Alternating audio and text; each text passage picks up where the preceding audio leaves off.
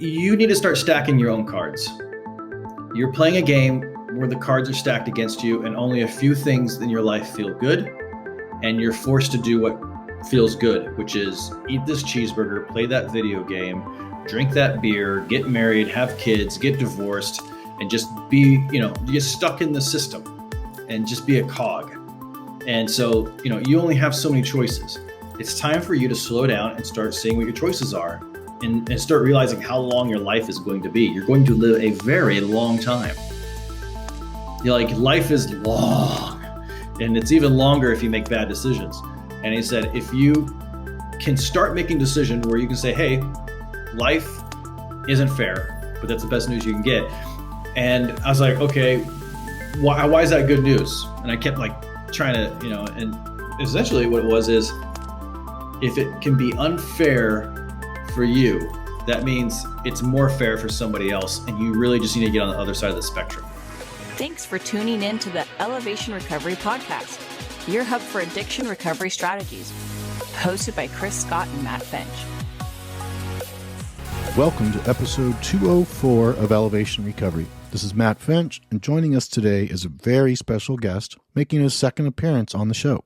And our featured guest is Adam Goodson, who's the founder of Impactful Changes Hypnosis at impactfulchangeshypnosis.com in Los Angeles, who utilizes hypnosis and neuro-linguistic programming, NLP, to help clients create positive and powerful transformations.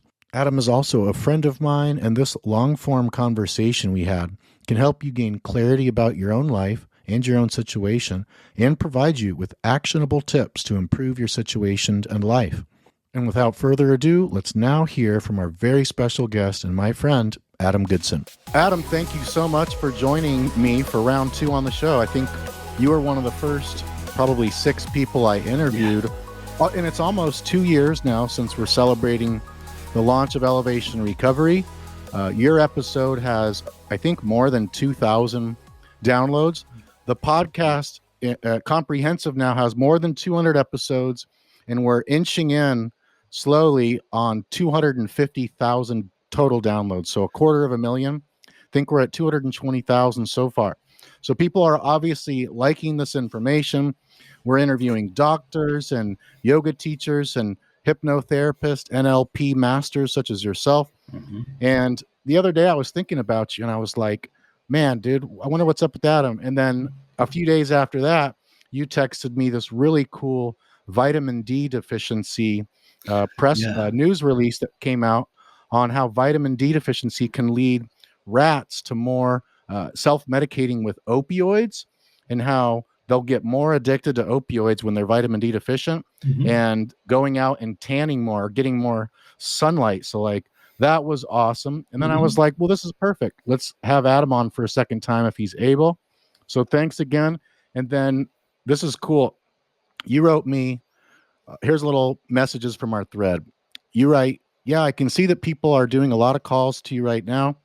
So many people are beginning to have to go back to work and have to face their own sobriety and realities of life. Tough world.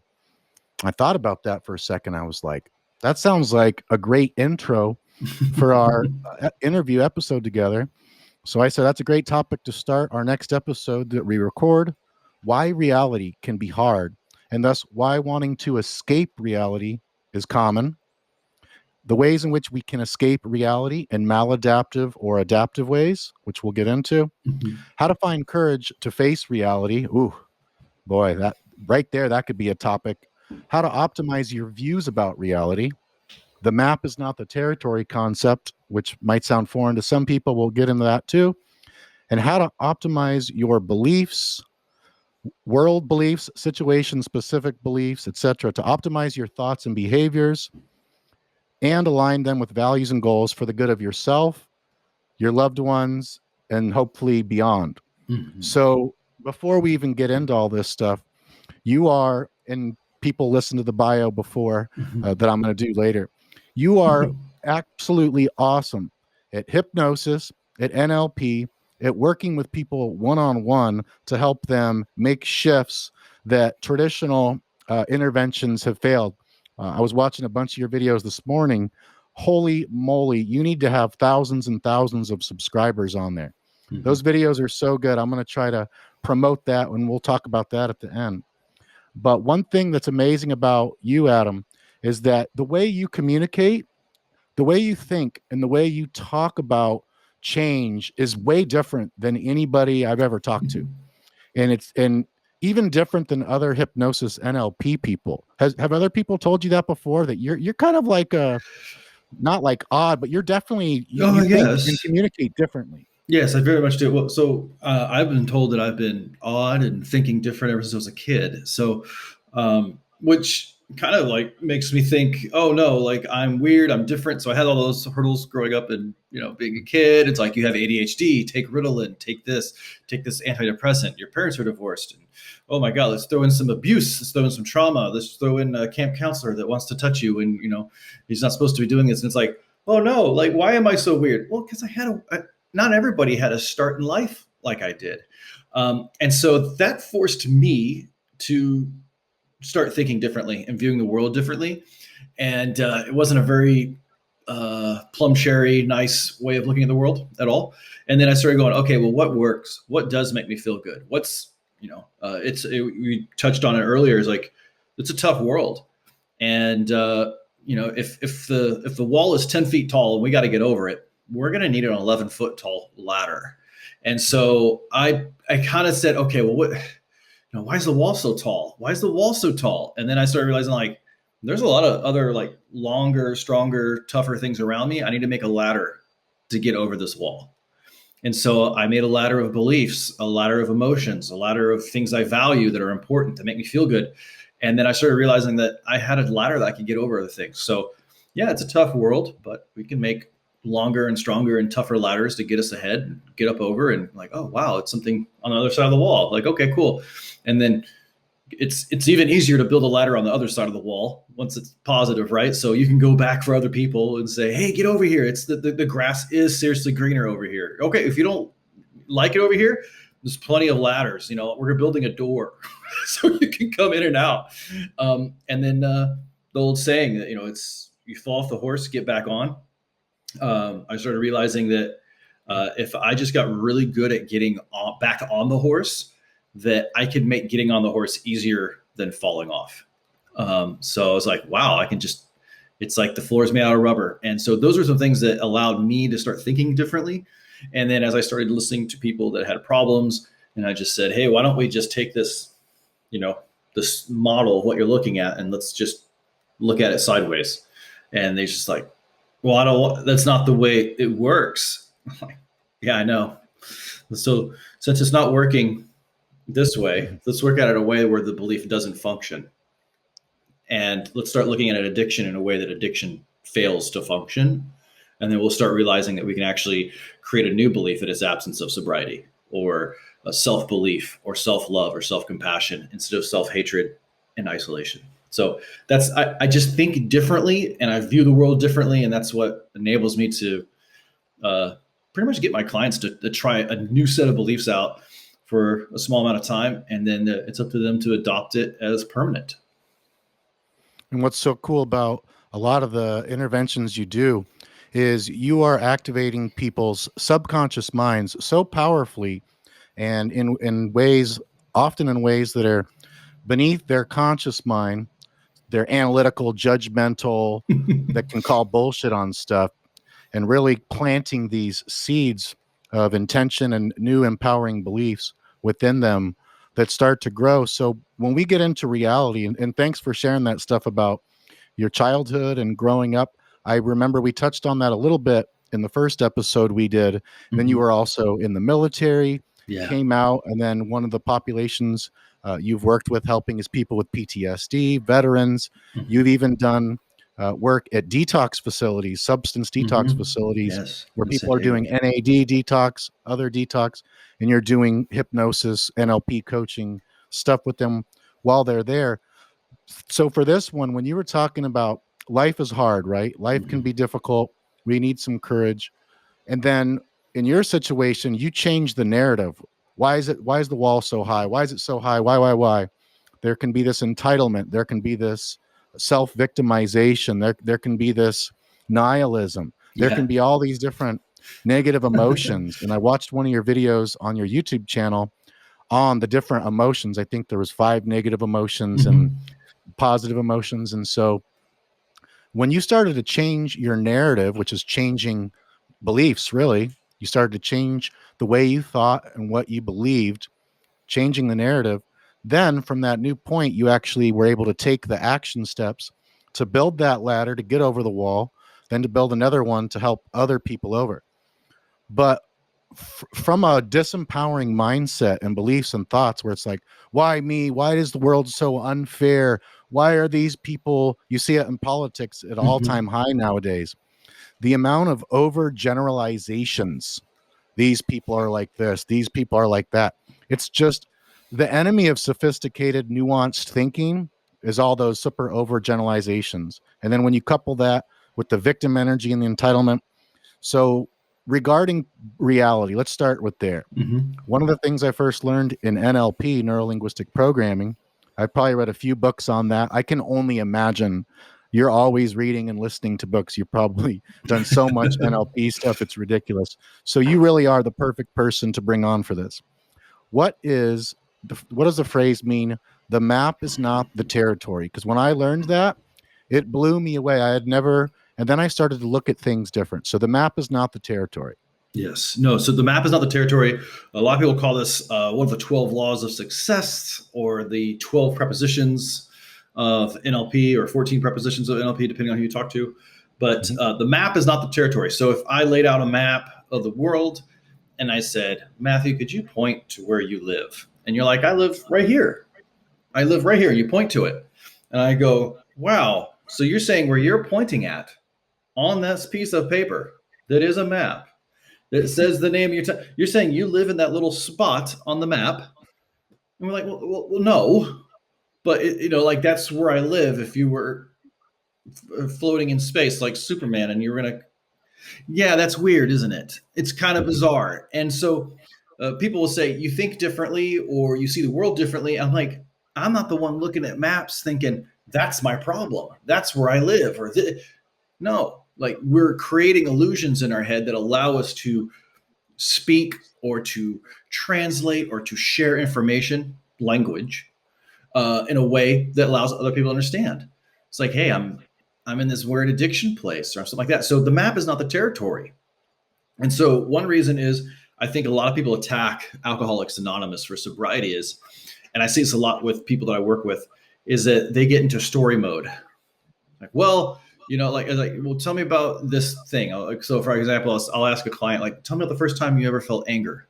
And they're like, oh, anger is interesting. That reminds me of a story. And I'm like, okay, hold on. Before we get to the story, I just want to know when. Like, I don't want to know what was happening just yet. I just want to know when. When do you feel angry? What are the times? What are the moments? Well, that's okay. Well, I feel it when I go to work, and there's this guy at work, and he's such a jerk. And I'm like, okay, stop. We're going to story mode. And so one thing it's really difficult for people to start emotionally having sobriety is they start realizing that the stories they tell are not the actual event. But in their subconscious mind, they're re-anchoring and reconditioning themselves to this thing. And so the map is not the territory, is that our words, when I say, I was in the military and I have PTSD and I saw these terrible things. Let me tell you a story about this. My story isn't the actual event. My story is a map of the territory. And my story is a map of the actual event. And so a lot of people will go, no, my story, that's exactly what happened. And then you'll meet other people that were there and they're like, well, it's not 100% of what happened. This is what I saw. And it's okay. Well, maybe that is, who knows? But you have all these different maps. So which map do you listen to? Which reality do you listen to? And it's really about you having to test and retest and reflect to know what your reality is, what is truth for you, and then go out there and test it. Really put, the rubber to the road and go, hey, like I want to test my parachute out before I jump out of the airplane. Is a good way of putting it. So I say that to people. The map is not the territory because your story is not the actual event. The I love the movie Star Wars, but Star Wars is not real. It's a fantastic movie, but everyone's like, did you see that scene where like Luke Skywalker's hanging on the thing and he's like, I am your father, and you're like, oh my god, like, well, in reality there was a cut and there was like a guy with a cigar and he's like, all right, everybody, brunch is in the trailer, and you're like, all right, and George Lucas is yelling at somebody, and you're like, that was the reality of it. So we got to see a really great story, edited, clipped to create this illusion that entertains us.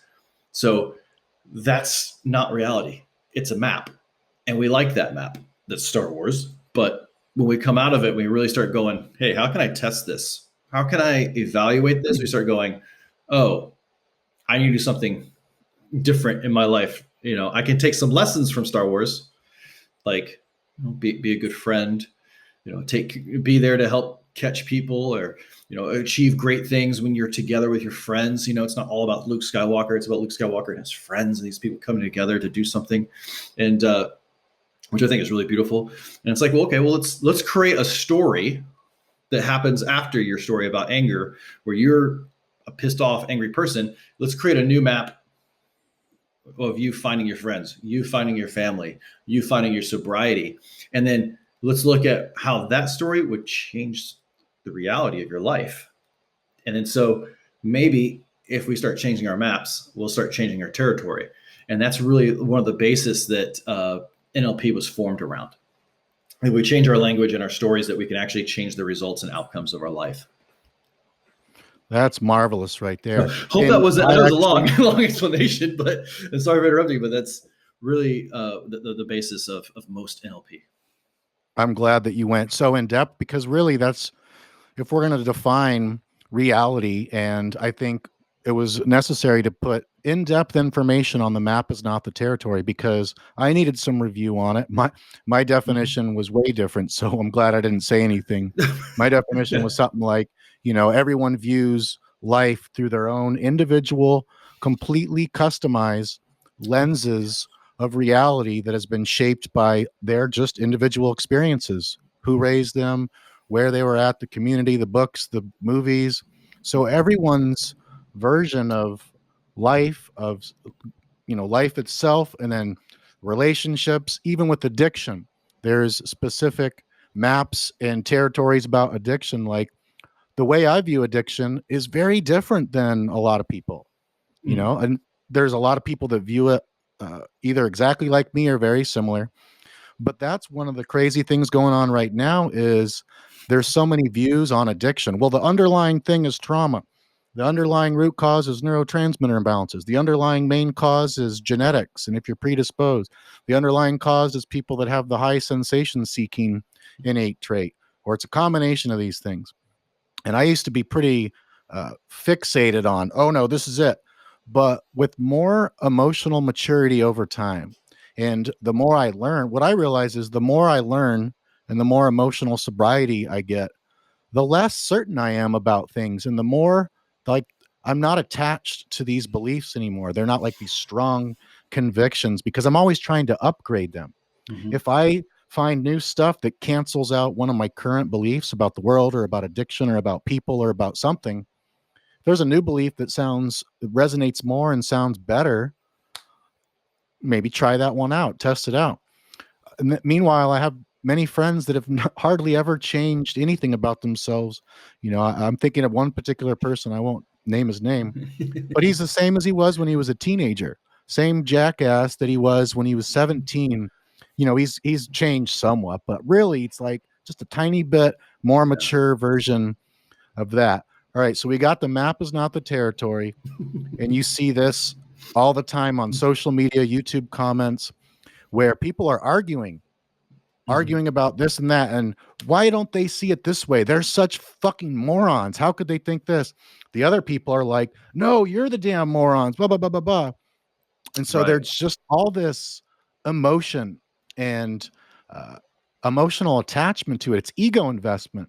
Their ego is literally attached to their beliefs. So when people attack their beliefs, their convictions, they feel attacked, and their ego doesn't want to be attacked. It wants to defend.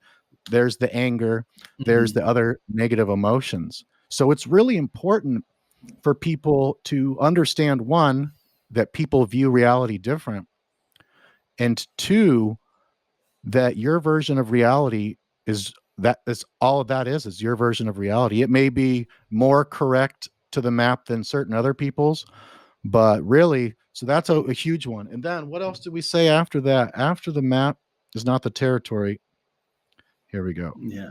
If I could just say, I know Yeah, exactly please. so many friends that you just said it, like the world grows up, the world changes, but they stay the same.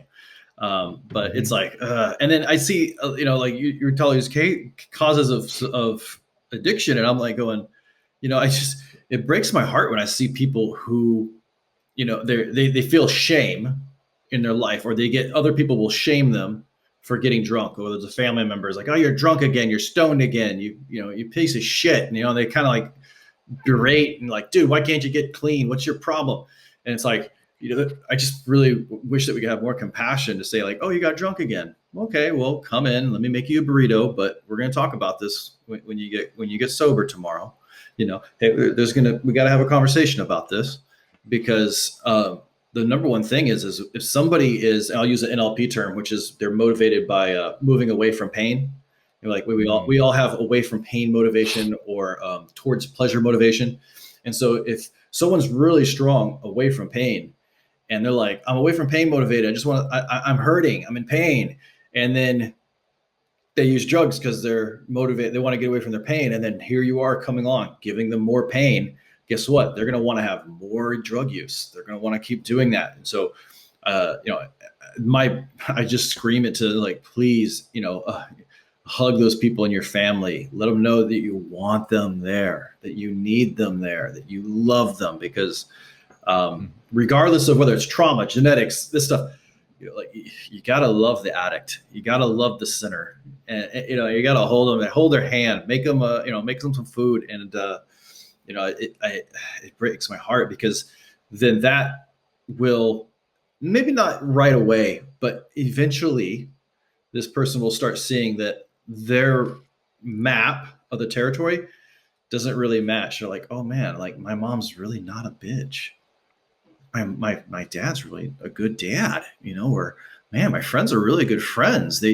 I was my map was the map of being in denial. Oh, it's like, it's okay, buddy. We've all been in denial.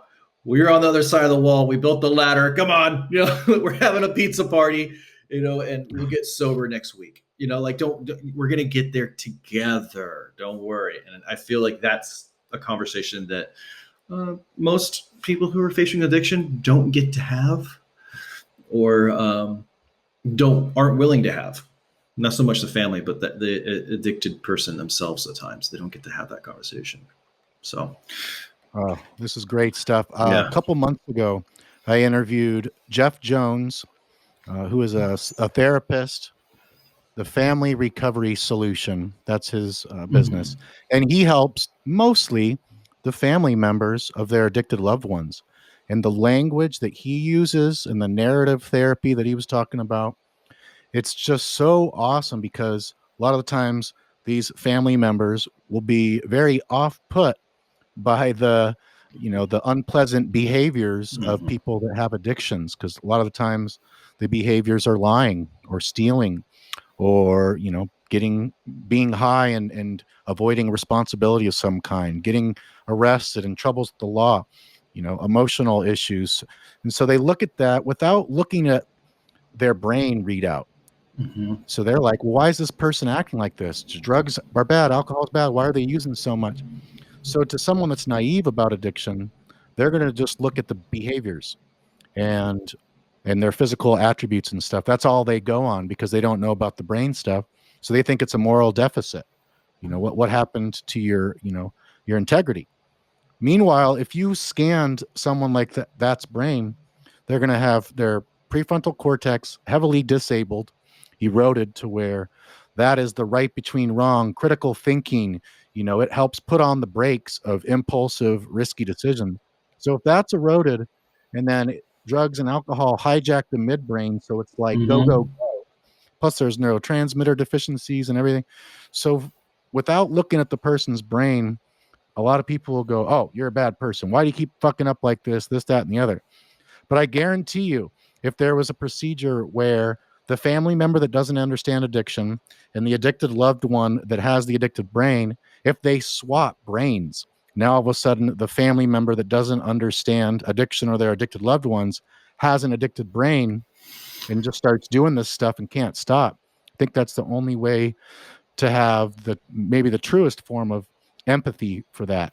Right. So, I mean, this is excellent stuff. Like, if their map of the territory of addiction, so that someone with an addiction, their map of that thing, addiction, is more realistic. They're living through that, their personal experience. Right.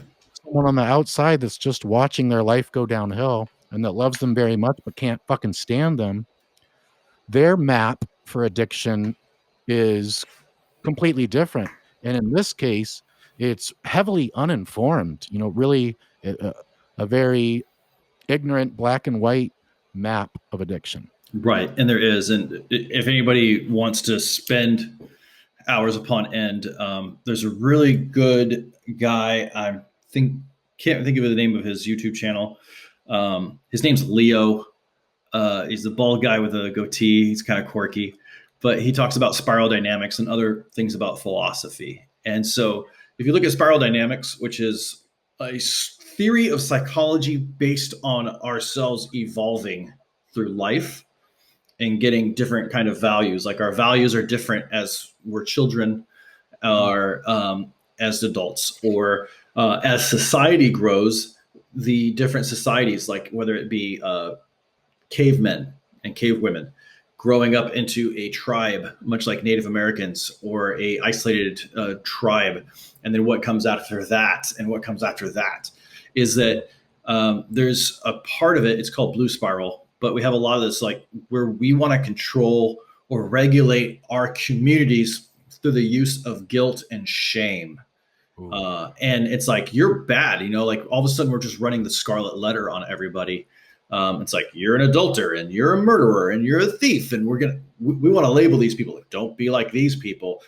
Then our society becomes more about fitting in and being accepted and being admired and praised for being a team player, but also kind of being the most popular team player. And then that kind of leaves people on the outsides. And we kind of get this like rejected geek culture. Like to use high school as an example, it's like, yeah, you guys are all jocks and you're all cool and you're preppies. Well, this rejected geek culture, the problem is they start rejecting society and they kind of make their own group. And the problem with that is when you inject drugs, that's when you get a drug culture.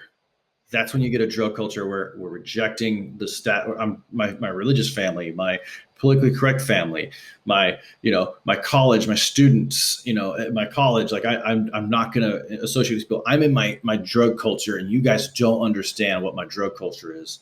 And then it becomes a big pile of it. And it's like, okay, now the cool thing is we as humans, we can evolve past this and we can start seeing like, oh, that's a cool geek culture. That's an interesting drug culture. Is there something better than that though? Like, I mean, you want to outgrow that and evolve past your wherever you're at. It's like, what? It's like, yeah, you can do post-traumatic growth, to quote General Mathis, who said that. It's like there's post-traumatic trauma and there's post-traumatic trauma growth.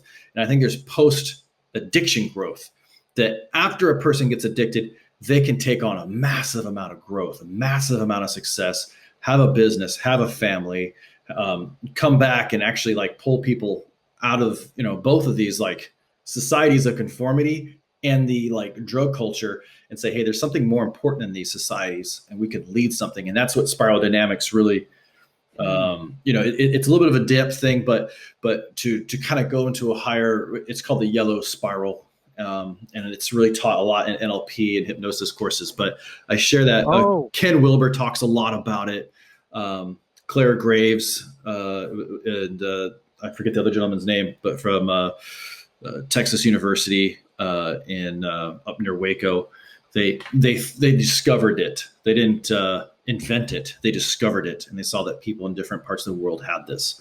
And so, I think that when we realize that we can start accepting people from different parts of evolutionary, that we can actually throw them a lifeline, say, hey, come over here, check out this other thing. The world is much bigger and grander. And so I think that's a really big key, because these families, they're stuck in this shame, guilt. I have to be a good employee. If I'm not a good employee, well, I'm a piece of shit. I'm a shitty employee. I'm going to get fired. No one likes me. And it's like, okay, well, that's a rough go of it, champ. And then you get somebody who goes, there's tons of jobs in America. There's tons of things you can do. You can start your own business. You can do whatever. Doesn't mean you're a piece of shit. Oh. I'm wondering if this is sounding either identical or maybe similar to something I learned at Tony Robbins' 6-day Date with Destiny seminar. I think maybe on one of the last days. And so I remember in the workbook, there was this chart and it had different colors and different levels of, I think, consciousness maturity or something. Yes. Different colors. And he passed around different colored hats. There was orange and there was maybe blue and there was purple and green, right? Is this orange? Okay, yeah. So I did learn about this. And I think when we did that, I was orange, number 4. Yep. Yeah. Can't believe I remember this. But the thing is I never properly advanced through number 3, which is blue, right? Yeah. Or I mean, yeah, it's debatable. I mean, I would say, just because I know you and I've seen you, I would say you're very orange, which is very entrepreneurial, very freedom seeking.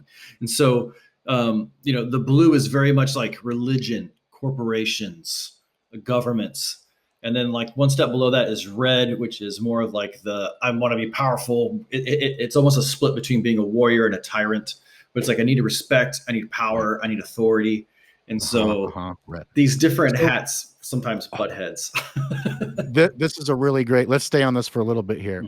So now I'm remembering, and this might even be on the documentary called I Am Not Your Guru, featuring Tony Robbins.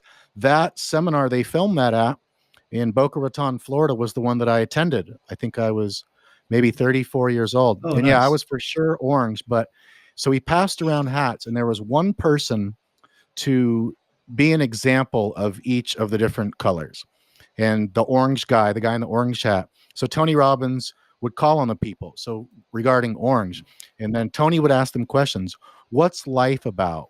What is this about? And so he would just say all the stuff that made him an orange. It's about freedom and success and breaking through things and creativity. And I'm guessing most. Right. No, that's fine. Yeah. Then the red hat, right? The red guy. What's life about? What? It's about power and it's about control. And it was really cool to see these. The point that I want to hammer home with this and then have you elaborate on is he was saying that when it comes to working out solutions with people, when you have a problem with another human being, for this example, if you're in an argument with someone, if you're approaching the angle from orange and they're from blue or red and green or something, it was something along the lines of, you can't come up with the solution until either going down to where that person's level is and then bringing them back up, or them going up. I'm butchering it, I'm sure. So that's no. You're actually doing a really good job. So if you read the book Spiral Dynamics by Clara Graves, and I'm trying to think of the other guy's name, it escapes me, but they're both very intelligent people. I think it was Texas Southern University, and it was like the 1980s, and they're putting people in these different categories according to Spiral and kind of classifying them. And they said Dallas and Houston specifically in the early 2000s will have a really bad heroin epidemic among teenagers in 10 to 20 years. And they're like, nah, whatever, never going to happen. That's exactly what happened. And the reason why is they had people that were very successful in the corporate world, raising children that had very much affluency, money. They had ability to grow. But they were going through this phase where, like, I want to be awesome. I want to have authority. I want to have power. But I don't want to be like my parents. So they had a strong rejection for the corporate world and religion. They were like, it's too stuffy. I want to be awesome. And then they just try to jump over the blue and go right into orange, which is about freedom and doing what I want. So they were actually not processing fully the red. and just trying to skip a stage and trying to hopscotch over it. Mm. And so their freedom became, I want to feel like I'm a hero inside of myself. And so that led to heroin or heroin. And they had this massive epidemic. And they were like, what, how do we save these kids? They have tons of money, tons of affluency. The parents don't want to face the facts because they're ashamed of their kid. The kid wants to be seen and do whatever he wants and gets whatever he wants. And they're traveling around the world getting, intoxicated on whatever they can find, get their hands on. And then mommy and daddy always bails them out. So what's the solution? And their big solution was teaching the children how to be powerful, how to have respect and attention in a way that's healthy. And then also not compete against each other, and then kind of, lack of a better term, conform into a team, conform into a system. Instead of it being, I have to be the baddest person in the room, it was a bunch of superheroes pretty much coming together to make something even better. And then once they achieve that, they're like, okay, I understand how a system works. Now I want the freedom of having multiple systems work for me. And that's what an entrepreneur is. That's what the orange is. And so having that is, it explained to people, goes, oh, it's like, yeah, it's just, see what the purpose is, see what the values are. Let's construct new beliefs. Let's resolve some past traumas, and then you'll get to where you need to be. And so Tony Robbins teaches it. A lot of other people teach it. And I'm just glad you got it, because a lot of people, one of the higher levels that this is where I want to go, is purple and green are up there, right? Purple is lower. It's more tribal, which is more about family. Oh. But here's the important thing. Whenever someone goes up with a level, they need to come back to the purple. They need to come back to their family and give, and to help the purple evolve. So it's helping your family evolve into a place of being in the red spiral, and helping your family evolve into the blue, and into helping other people in your community to become entrepreneurs, which is really big. And then after that, it's green. And the green is very much hippy dippy. It's very hippie woo woo. We're all accepting of everybody, but they have a lot of strong rejection of other things. But then the next one is yellow. And if I had to say a poster child for yellow is, Dalai Lama is up there. I would say Richard Branson. The way that he speaks to people, because he'll speak to people who are angry and, like, hey, there's not enough money. He's like, I hear that. And, we're trying to make things better. What do you think? Like, he actually listens to these people and gives them attention, and gives them some power by saying, I want to know what you think would fix it. Okay. I don't know if I can help you with that, but maybe we could do something. Let me, and so he kind of starts meeting. Screw it, just do it. Yeah. He's like, hey, let's do something. People want this. How can we help them make money? How can we get them to do this and that? And then there's a reason why he's, I think, 120 billion this year in the bank. So it's because he's solution oriented. He's meeting people where they're at and trying to get them up there. Another good example is Nelson Mandela, who was actually hired by the guys who wrote Spiral Dynamics to go to South Africa after he got out of prison to dismantle the apartheid and have everyone come together. So when Nelson Mandela was in charge, that was the longest amount of peace that's ever been in South Africa in the last 200 years. And it's because he's like, we have to get the Zulus, who are very much seen as purple spiral tribal, to be okay with the German immigrant corporate blue people and get them to recognize each other. And at the same time, the young teenagers who are like kind of in gangs and starting those kind of things and hate groups and people who are fighting, like red. It's like, how do we get those people to come back in? How do we don't want to kick we don't want to kick these people out. And it's the same thing with addicts. Like, we do not want to kick people out of society for being addicted. And if anything, we want to bring them back in, come deeper into the home, come deeper into our churches, come deeper into our corporations, and then show them how systems work, and then teach them how to be in charge of their own business, or to be a higher level politician or something, to enact more change. And that's really what Spiral Dynamics is really about: bringing people back in, getting them power to go up further towards the evolution, and then to bring it back down to the family structure, our communities, and then build back up again. So it's a cycle. And so Tony Robbins, in that exercise, you said, him teaching this, teaching that, you start understanding, like, okay, what do you need to give somebody who's a pissed off addict? It's like, okay, where are those beliefs? And we can use that with hypnosis. We can do that with therapy. But just having that post addiction growth and that awareness that someone who's addicted is not, they're not a junk car stuck in a ditch. It's not what they are. They're a human being, and we can get them out of the ditch, clean them up, and get them down the road, and really get them to a place that's fun, that's enjoyable. Like, sobriety isn't just boring. It's fun. It's not boring. It's really fun. And this is what can happen, and getting those people to go that direction is the goal. I mean, at least in my mind. But then sometimes we find out that addicts have different goals. They're like, I don't want to be happy. I want to be fulfilled. I want to have a rewarding life. Ding, ding, wake up, and we go. So, yeah. Oh my gosh, I love this so much. You have no idea just how intellectually and philosophically just totally stimulating this is. And it leads into very well, I think, these moving away from values and moving towards values, because after the map is not the territory, and we went off into some cool, divergent, but interrelated stuff with the spiral dynamics. That was a great review for me. I had totally forgot all about that. And if I could interject, each part of those Yeah. spirals, they have a different map of reality. So, Right. if you're talking to somebody, like you're saying, like they have a different map. Life's about power and, doing what I want. It's like, oh, let me see your map. Like, Completely different maps, right? Can I draw it on a piece of paper? Oh, you're going to have a hard life.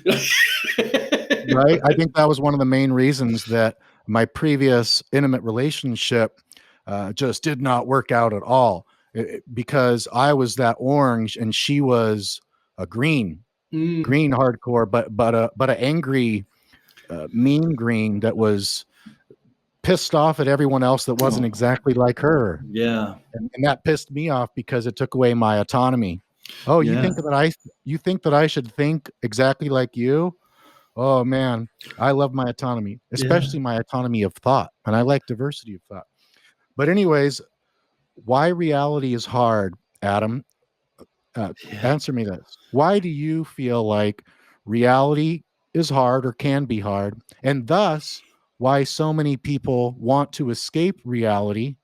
And thus, upon that, why so many people choose maladaptive coping mechanisms while they're escaping reality in the form of 20 hours of TV over the weekend, which I've done before, heroin, binge drinking alcohol, illicit drugs, pharmaceutical drugs, combining drugs and alcohol, binge eating, sexaholics going out there and, when they're just can't stop making love with other people or having sex or whatever they're doing, gambling.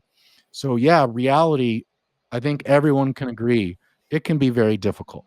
And thus wanting to escape that, even if it's just for a day or a few hours. Yeah. And I think this links up with what you were talking about earlier with the moving away from values, moving away from pain. And so, yeah, I'll just open it up with that. And I'm sure you'll got some stuff to say. I mean, so one of my passive hobbies right now is lock picking. And so I bought a lockpick kit, and it kind of relieved some stress. And one thing that I was noticing is that if you don't have the key, you have to hit these little parts of the key inside the lock just right to mimic the key in order to open it. And so I started thinking that's kind of interesting. And then I also thought about, what if you're surrounded by pain and only one thing feels good? What if you're in a really bad part of the world, or there's not much going on? It's really hard for someone to go, reading feels good, math feels good, school feels good, but this bottle of vodka, that feels better. And that's how a lot of stuff happens in Eastern Europe and Russia. And you're like, what, that's all you had was the bottle of vodka. And you're like, oh, that's terrible. And I hear that and I'm like, okay, but the world gets bigger. Your view gets bigger, or it should. And so I was like, okay, that's pretty rough. So reality can be pretty rough in that way. And so by having multiple things that make you feel good, it brings more diversity of choice and allows you to have more growth. Now, reality being tough. I'm going to quote one of my more admirable heroes that I think other people admire, but I really admire this guy, a gentleman by the name of Eben Pagan. And he says that, master marketer, really good guy. He loves his wife. He loves his family. He makes money, and he really cares about other people. And I think he's very heart-centered and soul-focused and spirit-focused. So one thing he said is life isn't fair, and that's the best news you can get. And when he said that, and I heard him say that to me, I was like, what? Like, life isn't fair, and that's the best news you can get. And I was like, one, fuck you, Eben, is kind of what I said to him. He's like, that's no solution. He's like, you need to start stacking your own cards. You're playing a game where the cards are stacked against you, and only a few things in your life feel good. And you're forced to do what feels good, which is eat this cheeseburger, play that video game, drink that beer, get married, have kids, get divorced, and just be, you get stuck in the system and just be a cog. And so, you only have so many choices. It's time for you to slow down and start seeing what your choices are and start realizing how long your life is going to be. You're going to live a very long time. Life is long, and it's even longer if you make bad decisions. And he said, if you can start making decisions where you can say, hey, life isn't fair, but that's the best news you can get. And I was like, okay, why is that good news? And I kept trying to, and essentially what it was is, if it can be unfair for you, that means it's more fair for somebody else. And you really just need to get on the other side of the spectrum. And if you can be paid unfairly for something that benefits you and other people, wouldn't that be the best thing?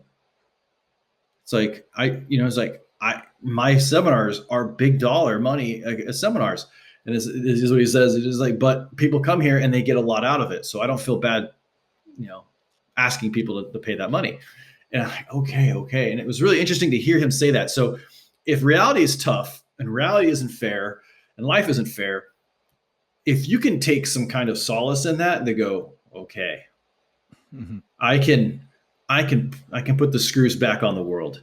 And so when you're able to do that, or realize that you can start creating systems that work for you rather than against you, you can start working inside of a system and have it work for you more so than against you, then that's you getting a leg up. It's not going to be you buying Bitcoin 5 years ago for $5 and being a billionaire, right? It could be, but as you start going through a system to going, okay, this is how my working as a government employee is going to benefit me. I'm going to retire in 20 years. And then after that, I'm going to do something else. An example of that is my father, who is now on his third retirement. He retired from the Air Force, and he retired as a government contractor for 20 years after that. And then now he's like, I'm going to go for my third one. I was like, why? And so I say that because my father's father is still alive.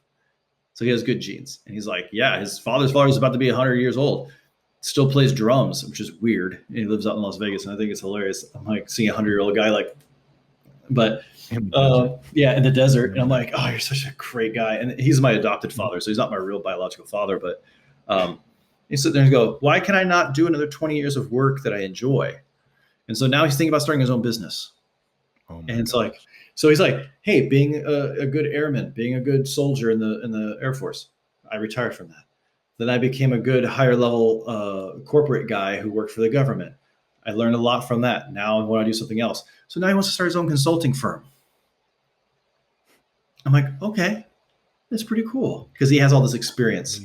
And so a lot of people, and it's like, what's the reality of the situation? He found a leg up that he could keep going, except that's a long way. It's 60 years of getting a leg up. And I think there's faster ways of doing it.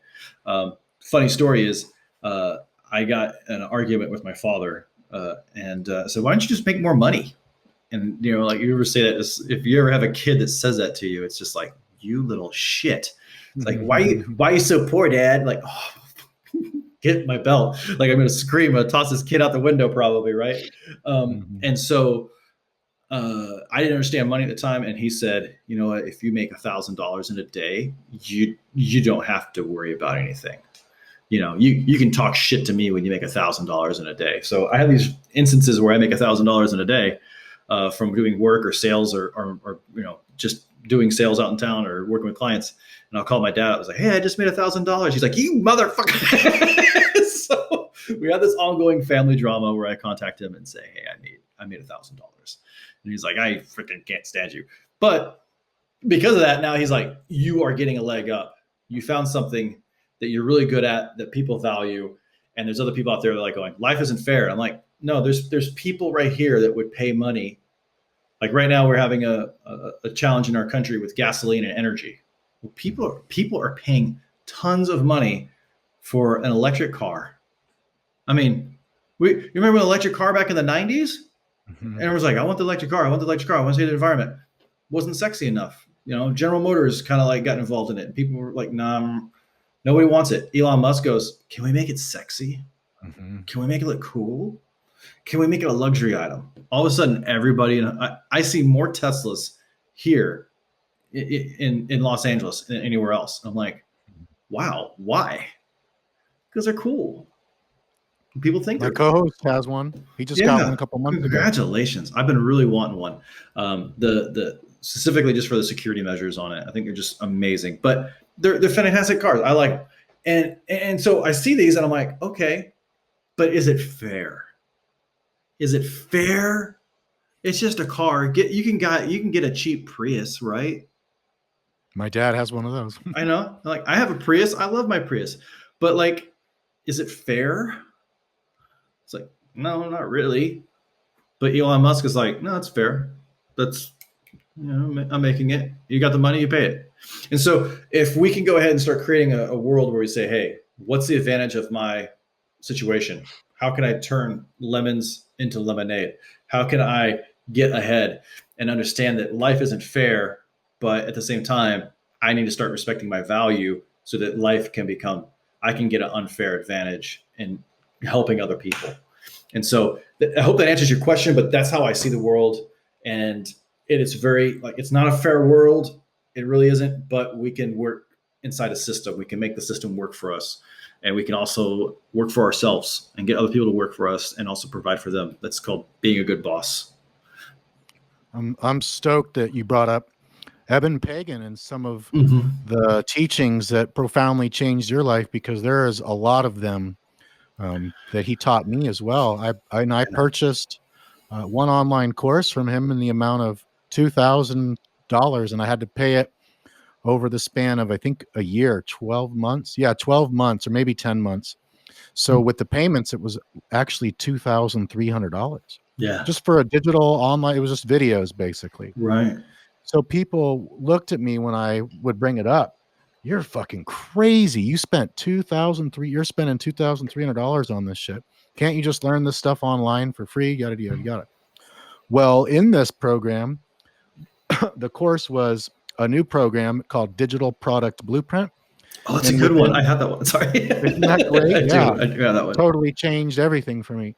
But within that, there was bonuses, marketing step by step, a full online course that was audio, and Wake Up Productive, which was a productivity course, which was really cool. So many awesome things. Some of the best things I've learned from Eben. And I remember him saying that too. Yeah, life's not fair, and that's about the best thing. I remember that now. Yeah. Another thing that he was teaching me was that how when you have unfinished tasks, and I know the time's getting... No, I was looking at a squirrel going across the thing. And okay, cool. I was like, oh my God. Sorry. But he was saying when you have unfinished tasks, and he had learned this from the book, The Power of Full Engagement, which I read as per his recommendation. But he said when we have these unfinished tasks, things we've been procrastinating on, things that we haven't been getting done, they create all these open loops, and they actually drain us of our energy, drain us of our joy, drain us of our intention. And, so when somebody is in an addiction, it's very common for the list of things that they need to get done to get bigger and bigger and bigger. So then they just have more energy leakages that they plug up with more drugs and alcohol, and then life just gets worse and worse. That's just one of the many things. He also taught me this term optimization. And now on the podcast, and we say the word optimization so much. In that course, he was showing me the concept of optimization on how to optimize your design, your web design, sales page design, online course design, how to optimize conversions, how to optimize copywriting, how to optimize your message, how to optimize your impact. And so it's like, wow, you can take this optimization concept and apply it to anything, your business, your relationships. It's like, I like that word. It's just making things better. So I find that's probably the best thing I've learned from Eben out Yeah. of all the wonderful things was I'm always on a day-to-day basis aware of where are there optimizations that can be done, and then just keep doing those incrementally, over time. Oh yeah. And then you get these exponential gains from the compound effect. If you want to really get an unfair advantage, and I've seen this work again and again, this is how I got my apex level of being where I'm at. Is it one, there's a gentleman who taught me, he had a great hypnosis course. I think it's the best hypnosis NLP certification you can find out there. His name is Robert Zentash. He has a website called Advanced Mind Institute. I forget the website, but you can find his book, Unlimited Possibilities, on Amazon. I think it's like $20. One of the best books. Get that. This is my top 3 books right now. If anybody wants to go ahead and start getting ahead, read Robert Zentash's book, Unlimited Possibilities. The second one is Science of Enlightenment by Shinjin Young, he pretty much became a monk, and he puts more of it into a scientific meaning of meditation. Instead of it being, I'm going to go to core power yoga and sit there and hope I don't think about stuff. It's like, he also goes into like what the difference between meditation, hypnotic trance, and guided meditation is, which I thought was. I saw that on a video, on one of your YouTube videos. Yeah. I think the title was "What is Hypnosis?" And then Yeah, you were talking about, well, it's similar to guided meditation, but it's not similar really to regular meditation. right. So yeah. So it's like you're guiding yourself on the meditation. So self-meditation is more like self-hypnosis, if you would. And the third book is David Allen's Getting Things Done. So I love his books. If you want to, you can go ahead and find Robert Zentash on YouTube and watch his videos. Go watch David Allen's speech or his masterclass he gives to Google. And so the thing I thought was interesting about David Allen is that he got locked up in a mental asylum. He had a complete mental breakdown. He was going to a meditation teacher and said, "You're a jerk," and he threw a brick through his window. And his meditation teacher was like, "I think I need to call somebody." So he called the police. They came out, they figured out it was David Allen, and he had to go spend time in a mental asylum. Now, he was in a mental asylum for several weeks trying to sort out his problems. And he's like, I got to get really real and focus on my problems. And what is my problem? Well, I'm stuck in a mental asylum and I don't want to be here. Why am I here? And he had to really start taking stock of individual, kind of like making a list. And so he started realizing that his mind was very cluttered and it was not a very good place to work from. That he needed to get stuff out of his head. And so as I started moving forward, I started realizing that if people got as much stuff out of their head, you'd start realizing what their map is. You start realizing what they're working with. And then if they started doing that, then they'd probably have more clarity and be able to meditate better. And if they started to be able to meditate better, they'd be more aware of what their limiting beliefs are, what their negative emotions are, and start pulling those apart. And so I really cannot strongly suggest those 3 books enough, because I think if someone reads those 3 books and then waits 6 weeks and then goes back and reads those books in a different order again, they're going to come out with a whole different mindset in less than a year. And they're going to start doing tasks. And so I took a class from Robert Zentash. It was all about shadow work and unconscious shadows and these deeper things. He would go through the video, and I was using an app called Todoist, which is a task management app. You can get it for free. I pay for the premium version, which is like $20 for a year. But I had a complete list of all my problems that I did. And so I had other people go, "Hey, how are you doing?" I was like, "I'm doing great," like this and that. And it's like, "Well, how many times did you do this pattern on yourself? Did you do this hypnosis meditation?" I was like, "Yeah, I did. I did it on this and this and this." It's like, "How many of these are you doing?" And Robert Zentash, who's my mentor and my friend and my teacher, and he's like, "Adam, what are you doing?" I was like, "Well, I just looked here. I've done over 2,000 individual limiting beliefs since I've started your class." And he's like, what the fuck, Adam? Like, what are you doing? How do you know you did 2000? I was like, my phone told me so. I have it on my app. And I showed him. And he's like, so you literally have every little belief. So every time I talk shit to myself, every time I go, oh, I can't do this, I write it in my phone. And then I just go, Wow. part of my morning routine is I just go ahead, I pick up my notebook, I pick up my fountain pen, and I write it out. And I think I showed you the limiting belief grinder system in the first one. And I share that with people for free. And I just go through and I start answering my own questions. And then I know exactly the map of my problem, the map of my limiting belief, where it's connected to and what needs to get resolved. Boom. And then I'm not, all of a sudden life just got more unfair for everybody else because I'm not getting triggered by politics. I'm not getting triggered by the COVID stuff or people going, I don't like this governor. And I'm like, oh, that's really cool. Yeah. I mean, I can only do so much, pay my taxes and vote. What am I going to do for the rest of the, 364 days? I mean, hopefully we can vote and pay our taxes in less than a day, right? But where am I going? I'm going to do some other stuff. It's all I can do, right? Like I'm not going to, it's all I want to do, really. I just want to pay my taxes and vote. But other people, it gets more complicated, right? When we see news or we hear family and friends. And so those 3 books, being mindful, being aware of what you can and cannot do, what's your capabilities, what do you want to do? And that all came from me just accepting what Eben Pagan was teaching me. It's like, life's not fair. That's the best news you can get. And I was like, oh, I could be more organized, more aligned, and have more resolved trauma than unresolved trauma, and actually speeds me up and actually gets me more success, gets me more health.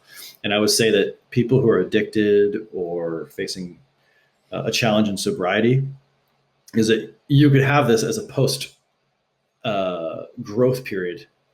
And I think that people who do become sober actually become more intelligent than people that have never faced it.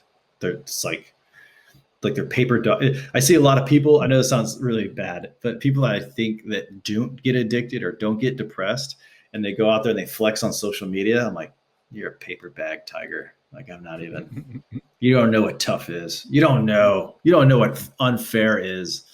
Oh yeah. You got, They've gone through immense suffering for protracted periods of time. Yeah. And it's like, okay. Come out of it.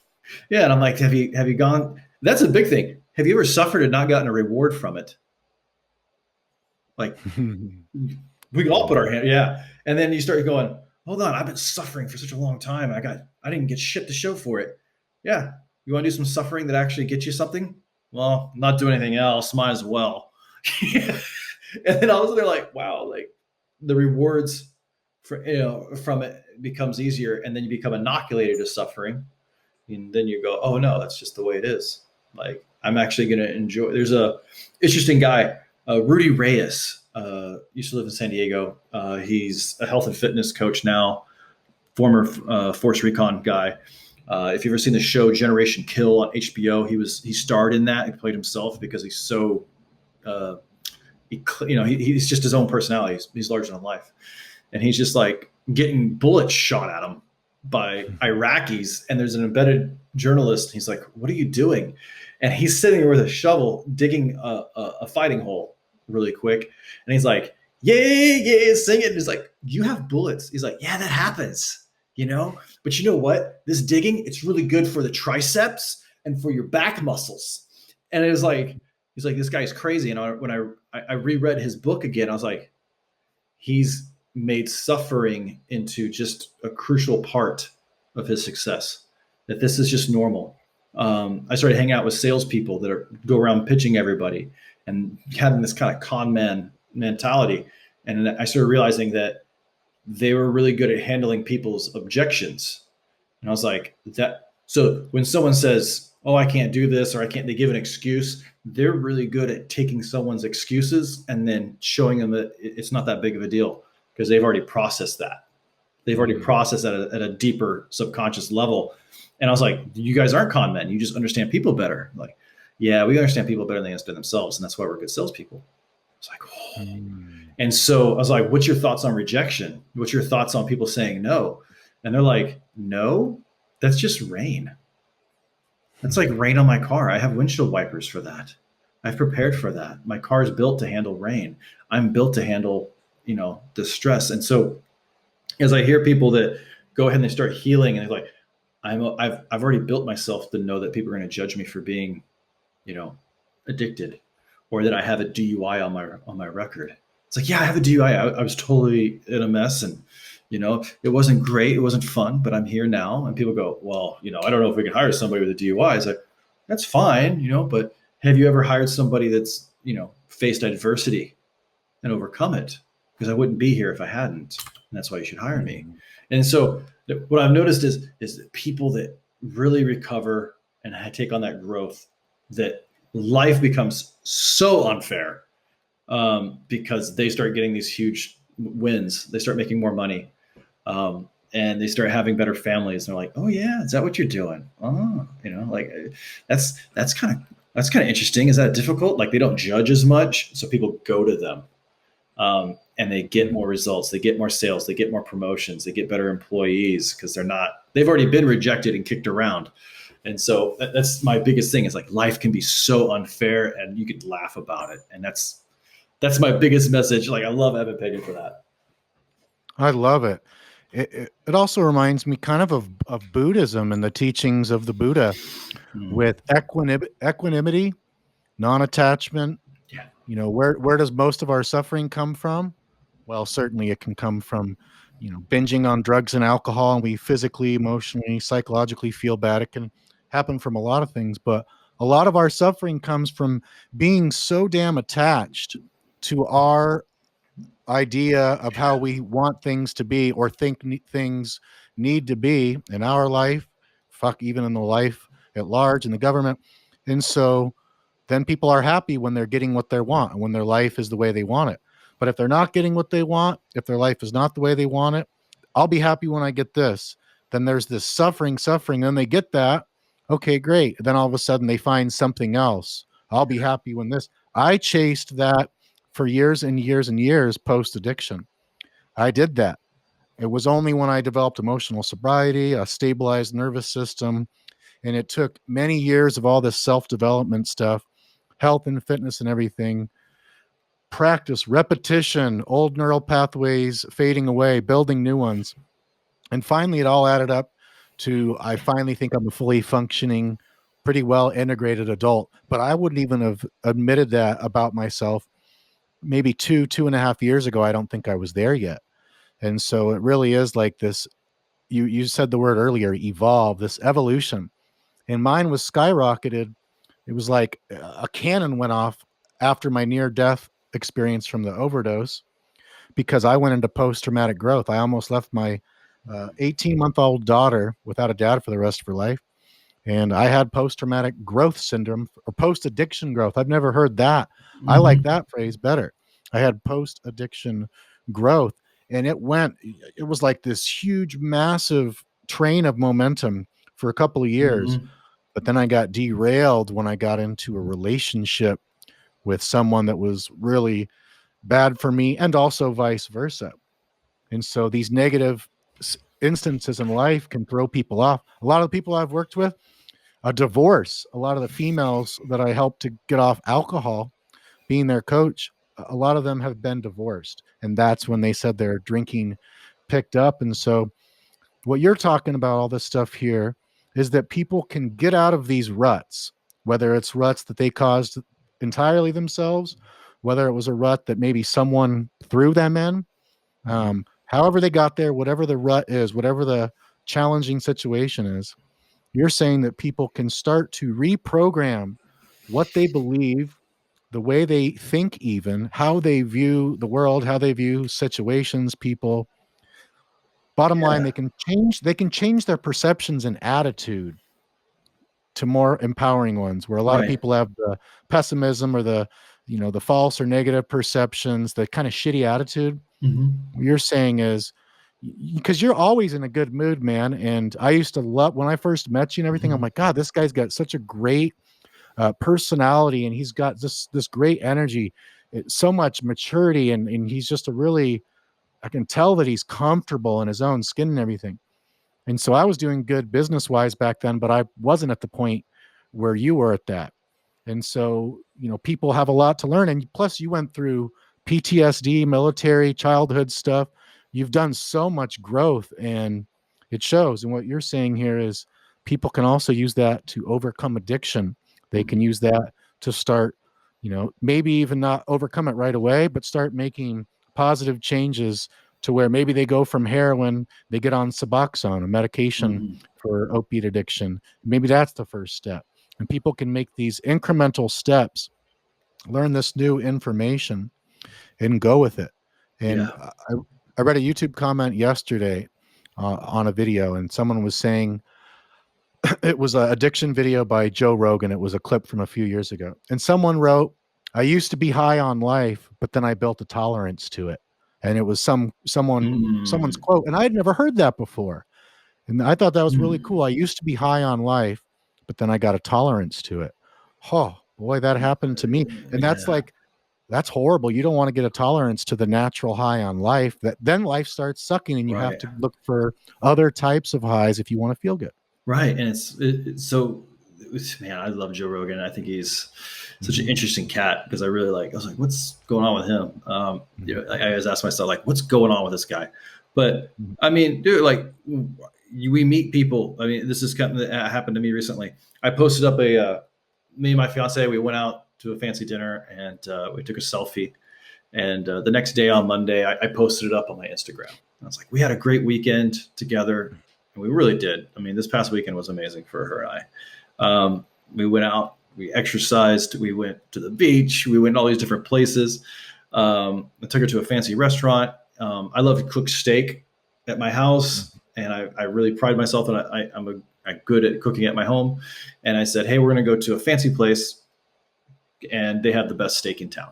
And she's like, really? I was like, I just want you to taste what an expert can make, and just compare it, see what I'm like, what I really treasure. She's like, okay. So we went and did that, and I posted up on Instagram, and it's like, just simple caption. Had a great weekend. Hope you guys did too. And people would say, you look so happy. You guys are great. Congratulations. You guys are so awesome. You deserve it. And I had a very good friend of mine who was like, I learned a lot about myself this weekend. And I was like, huh. And I just thought it was really interesting. Here's this picture of me and my fiance. Had a great weekend. Hope you guys did too. And this person left a comment, like, it's about me. I was like, huh. And I was like, okay, spiral dynamics, post-traumatic growth, post-addiction growth. Hold on. This person is not a bad person. They're just not getting what they're making my post about them kind of in a way. And I was like, dude, that's great. I'm glad you got the growth. I'm glad you figured out stuff. I hope you keep going. I hope you get more awareness. And so my fiance saw it. She's like, that was the sweetest thing you could say to that guy. Because I don't think that you could have, like, 99% of everybody else on social media would try to correct this person or say, no, that's wrong. Or you got a tolerance for being high on life. That's a limiting belief. It's just like everyone just starts eating each other, like this crabs in a bucket thing. And so to take it back to when we first met, it's like, I didn't have to be the coolest guy in the room. I didn't want to be the smartest guy in the room. I felt gratitude just to be in the room. I remember it was like the second or third time I met you, but it was at the class that you were giving, the workshop. And I was just like, wow, these people are really cool in this room.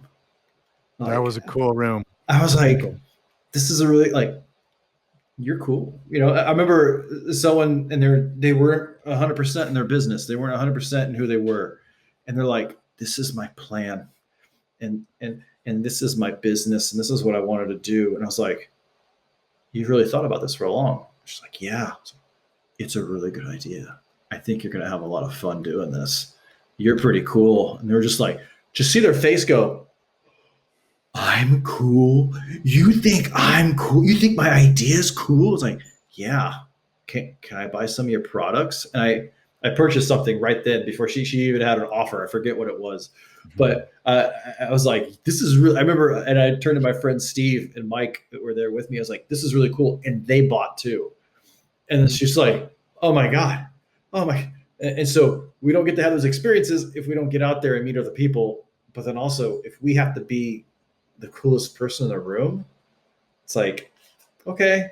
And you see there's a lot of life coaching, self-development. So you're like, oh God, I get it. You're going to be in Forbes 30 under 30. That's great. Like, like I'll see you at age 31 when you're overwhelmed.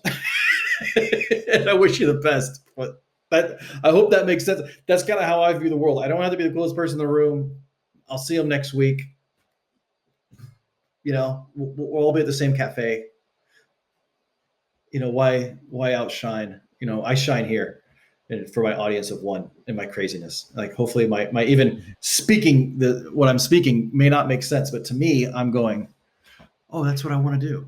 Like, I want a cup of coffee. I'm loving where this stuff is going. So regarding the picture that you posted, and by the way, congratulations. That sounds like an awesome weekend. Ashley worked her ass off all week, as did I. So this weekend, Willow was at my parents' house, her grandparents. And so we had the whole weekend alone here, and we cleaned the place up real nice. And it was just so nice. I don't think we went out to eat anywhere, but we just hung out with Papaya, the birdie, and we watched this new show, Manifest. Well, it's not relatively new. This cool sci-fi, just crazy stuff going on. But anyways, I love it. But I used to look at people that could just be happy doing that kind of shit, right? I had a great weekend with my girlfriend. Hey, the weather was nice, because there was such a long phase of my life where I would look at people that looked genuinely happy, fulfilled, or at least bare minimum content. Their life was stabilized. They had a healthy relationship, perhaps some kids, a job that they either liked, or maybe they didn't like it. Maybe they loved it, had a business. What I'm trying to get here is what I viewed as normal people. And I viewed myself as lacking something. I felt like God or whatever created me and everything gave other people something that made them normal. And I was lacking that. I felt totally different, uncomfortable in my own skin. I just felt like I thought different than other people. And I thought that I was probably the only one like that, or one of the only people like.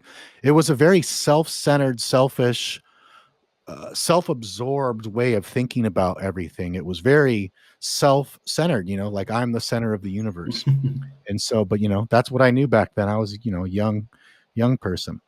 And so I couldn't get high on life a lot of the time. I needed these huge experiences. I needed like downhill skateboarding, big wave surfing, promiscuity, partying, doing crazy risky drugs and drug combinations, and psychedelics, and camping in Mexico, and camping in Malibu, psychedelics with ecstasy at the same time. So those are the types of things that I thought I needed back then to make my life worthwhile, and fun and exciting. So it's so fun nowadays that I'm able to be high when I wake up. Well, not when I wake up. After I start getting caffeine in me, so the time I go to bed, it's just natural high after natural high after natural high. And that's how I'm able to keep doing as much work as I do, and keep up around the house with Ashley, and take care of business, and not procrastinate, not get behind, is because it's coming from a place of I'm comfortable in my own skin, and I'm emotionally mature now and everything. So it is possible. Some people think, addiction, you can only make it so far. You got to go to meetings for the rest of your life. You can never cure it. It's incurable, but it can be arrested, but never cured. You got to be powerless for the rest of your life. And so I see how that's actually empowering for some people. It's an empowering identity and system. For me, it did not seem that way at all. I was like, I don't like that at all. So I came up with different beliefs regarding it, that I may have been temporarily powerless, but not permanently powerless. And so, and I'm kind of losing where I'm going with No, it makes perfect sense. Yeah, because you're going like the natural highs. You're going like, what I loved is that you're talking like, you started off as this being very egocentric person, but now you're getting out and you're like going, hold on, is my ego really telling me what I want? Is my ego really telling me what I need? Hold on. My ego is telling me to walk away from my own personal power, my own enjoyment. And now you're like, I am enjoying just spending the weekend with my woman, with my parrot, my daughters with her grandparents.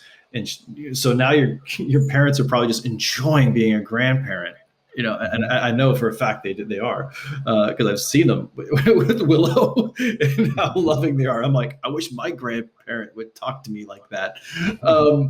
But at the same time, I'm like, you're also saying now that you're moved away from this egocentric this place, that you're really getting in touch with what makes you actually feel good and what actually makes you feel empowered, and you going, I have some work on my desk. I better not let that get too far behind, and I better stay ahead of some stuff because that makes me feel good. Like it's like getting your homework done before the weekend. Like that's something I would never do as a kid, but now I'm like, ooh, I got to get this blog video out, or I got to get this thing out. Like, oh, weekend's open. It makes me feel good. And so I think that's where you were going, if I understand it correctly.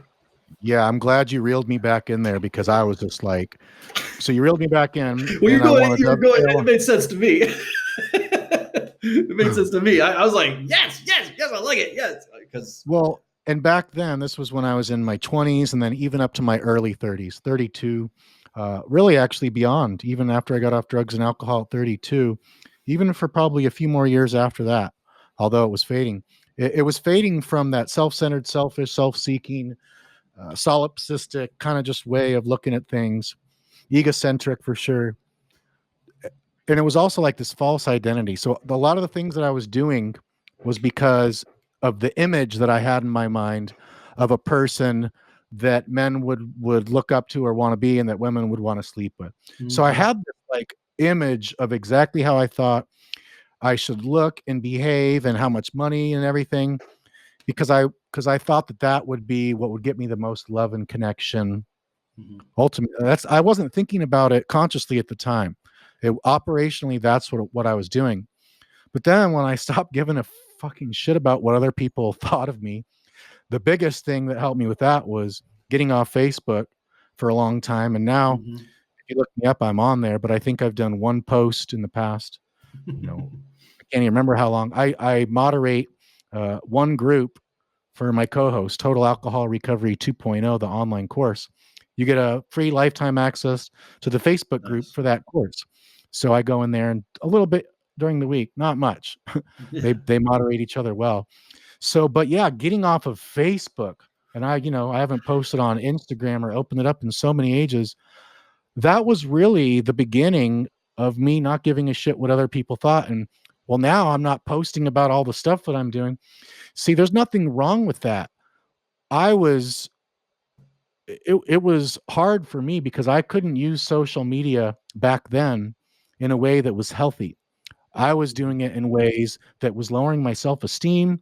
I would do certain posts. Then I started to realize, am I posting this shit just to get validation and attention? Or am I posting this because I really want to share it? And then it was just such a habit at that point. I was like, I'm just going to take a break. My mental health fucking skyrocketed with optimization and awesomeness by doing that, by getting off regular posting on social media and everything. Meanwhile, I saw a lot of people on there where doing that was increasing their mental health. They were connecting with friends and family and learning things. So it was a positive resource for them. For whatever reason, back then, it just wasn't for me. Yeah. And so that's not me recommending everyone go quit Facebook or anything, but it's really the meta skill, in my opinion, is awareness.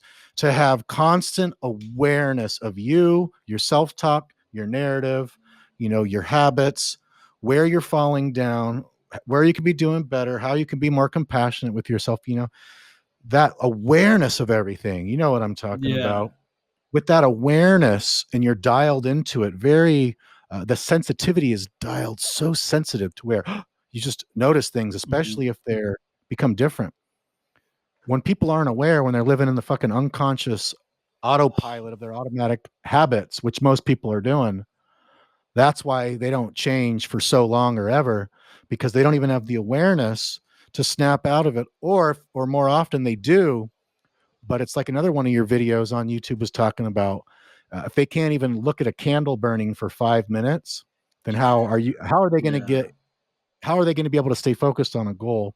And that's like your prerequisite for people to work with you, is like they got to be able to sit still, look at a candle. A lot of people are all over the place. This is how I used to be Yeah. with checking on Facebook, social, Instagram, Twitter, this, that, and the other. I've simplified so many aspects of my life, digital minimalism.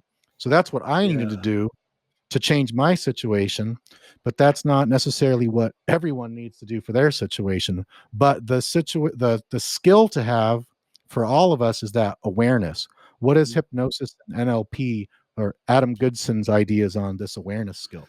So I would say this is that, and I thank you for bringing up the candle video, because that a lot of those videos on my YouTube are really there for me to send out to people to kind of shoo them away in some ways, but also tell them like, hey, if you have to put up limitations to solutions and problems, is some people might have a problem that's really a 5-minute problem. Like, and they'd be like, no, I've been having this problem like all my life. It's like, yeah, but have you sat down and actually meditated and watched that burning candle of addiction for 5 minutes and really looked at the ugliness of it and how everything else around it and everything is like, have you really spent 5 minutes staring at it?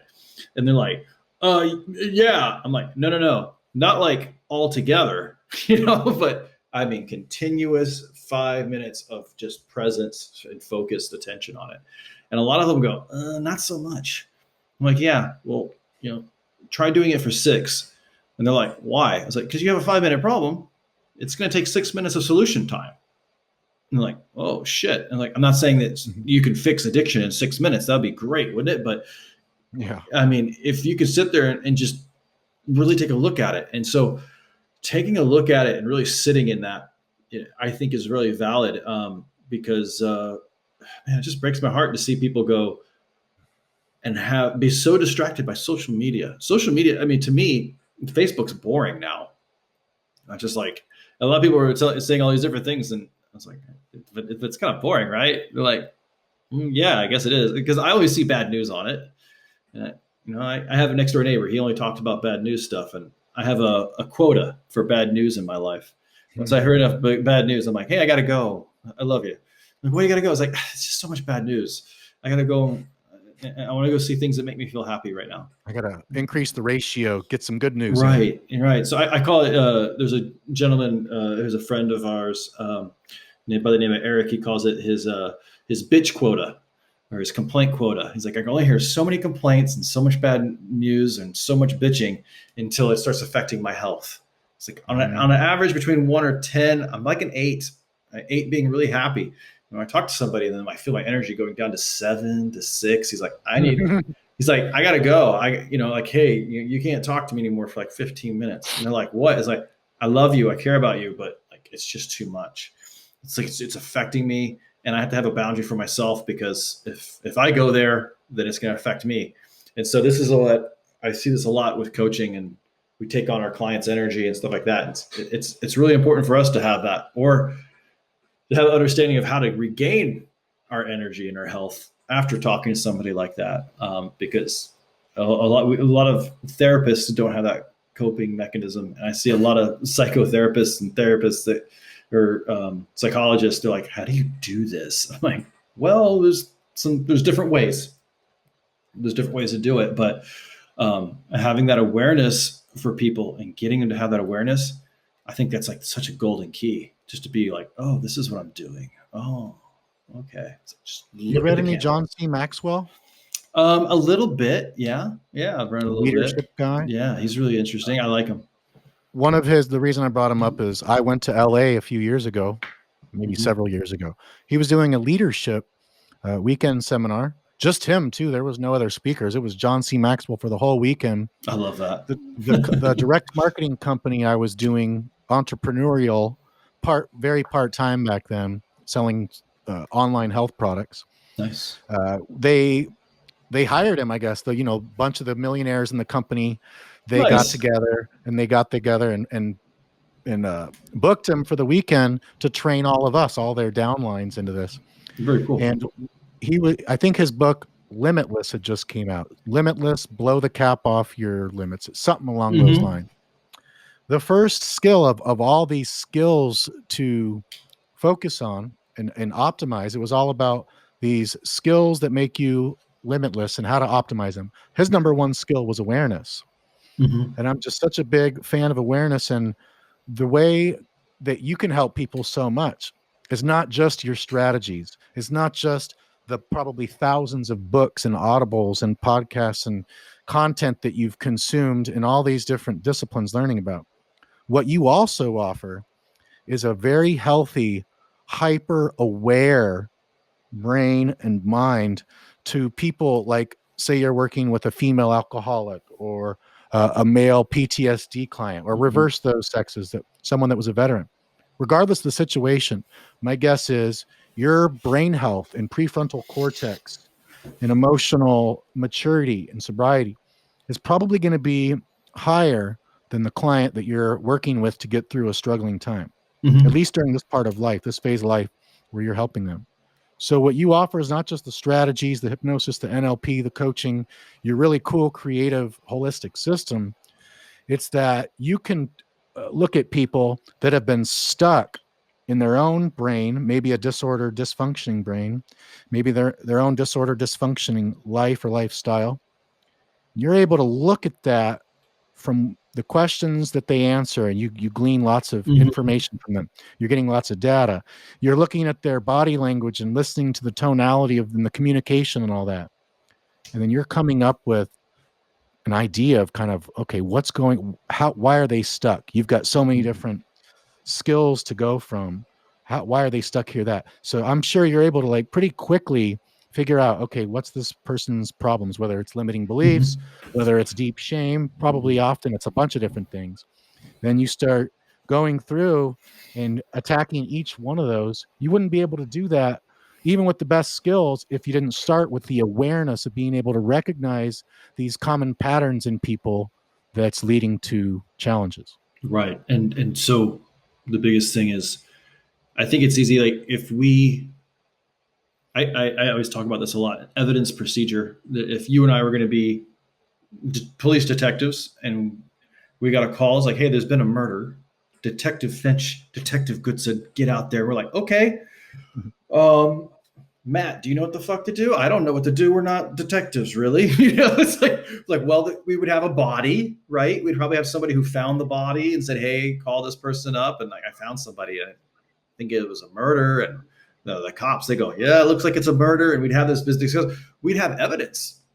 We'd have like a murder weapon. And so that's kind of like a grisly way of looking at it. But if we took the same kind of thing of finding evidence, how would we, like, I always ask my clients, like, if you saw someone that was really happy, how would you know that they're really happy? What evidence could you find of happiness in their life? Smiling. How is it, smiling? And it always goes back to this one thing. It's like, and when they start tapping into it, I was like, all right, and my goal for you is for you to learn how worthy you are of unconditional love right now. And if you had that, how would you know you had it? Tears come. People get choked up. I think my dad would hold me. I think, I'd eat better food. I think I'd sleep more. I think I'd study more. I think I'd have a better career. I'd take care of my kids.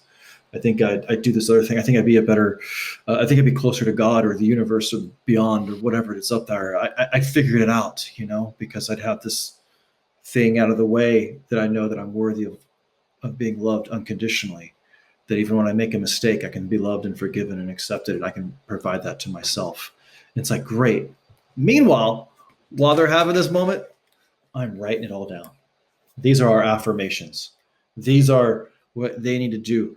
This is what they need to tell other people. Hey, dad. Hey, mom. This weird guy on the internet, he said, this is how I know that I'm clean. This is how I know that I'm sober. This is how I know that I'm loved. And when you start asking people, how do you know when you're loved? The ego kicks in. Why are you acting all weird, man? Like, I'm not talking about that. And you're like, yeah, but I am. And it's important. And you're important. And I think that if I love you, I need to find out how you need to feel loved. What is it? Is it a cup of tea that's ready for you in the morning? Is it the coffee? Is it, I mean, your girlfriend, you wake up in the morning and she's there and she's like, I made coffee. Here it is. And you're like, oh, how'd you know how do you say, you want coffee every morning, Matt? Come on. Like, oh, thank you. And, so that's really what it is. If I had to give out the $1 million secret and put myself out of business and like 12,000 other life coaches go, I'm going to do what Adam does. I'm like, great. Just ask them if they're worthy of love. How would they know? If they were to become worthy of unconditional love tomorrow, how would they know? How would they know? How would they know? And that's really, if people just got that, I think it would solve 99% of all the problems in the world, or lead us to the answers that we would need to get the solution for those problems. Oh, this is bringing me back to Louise Hay. Mm-hmm. Is that how to pronounce her name? Yeah, Hay House, the big founders. Yeah. Very sweet. Yeah, and the mirror exercise that she taught and she wrote about decades ago. And I found that very difficult, but very rewarding. I looked in the mirror every night. I did this for a while and looked right into my eyes in the mirror, gazed softly and said, I love you, Matthew. And like really, really meant it. And tears the first time, maybe the first couple times, that shit was so hard. And a lot of the time, even after I kept doing it, why it's just so crazy how that can be so hard. And it's all the stuff you're talking about. We can be so programmed from our childhood, from society, from our own ways of thinking, or maybe even from our own disordered brain. Say, for instance, we've got a huge glutamate toxicity, GABA deficiency. We're just neurotic and we can't stop thinking and obsessing. Of course, that can make us, not only is we look at reality through our own individual lenses of reality. What we talk about on here a lot too is we also look at reality, or we view reality through the lens of our neurotransmitters, our brain body health. So, when you're on psychedelics, that's why you look at reality much different than when you're not on them, because it changes your brain chemistry with so much serotonin, and you're just like, well, depending on the psychedelic. Right. Yeah. So, but even with things like, maybe somebody is going through a mild opioid withdrawal, coming off of a few Percocets a day for a couple months. On the Percocet, they're like, wow, life is great. Oh, I feel good. This is so fun. Right. Then all of a sudden they're going through a minor withdrawal. Fuck, man, my life sucks. Same exact life status. Yeah. Bank account hasn't But now changed. Relationships all the same.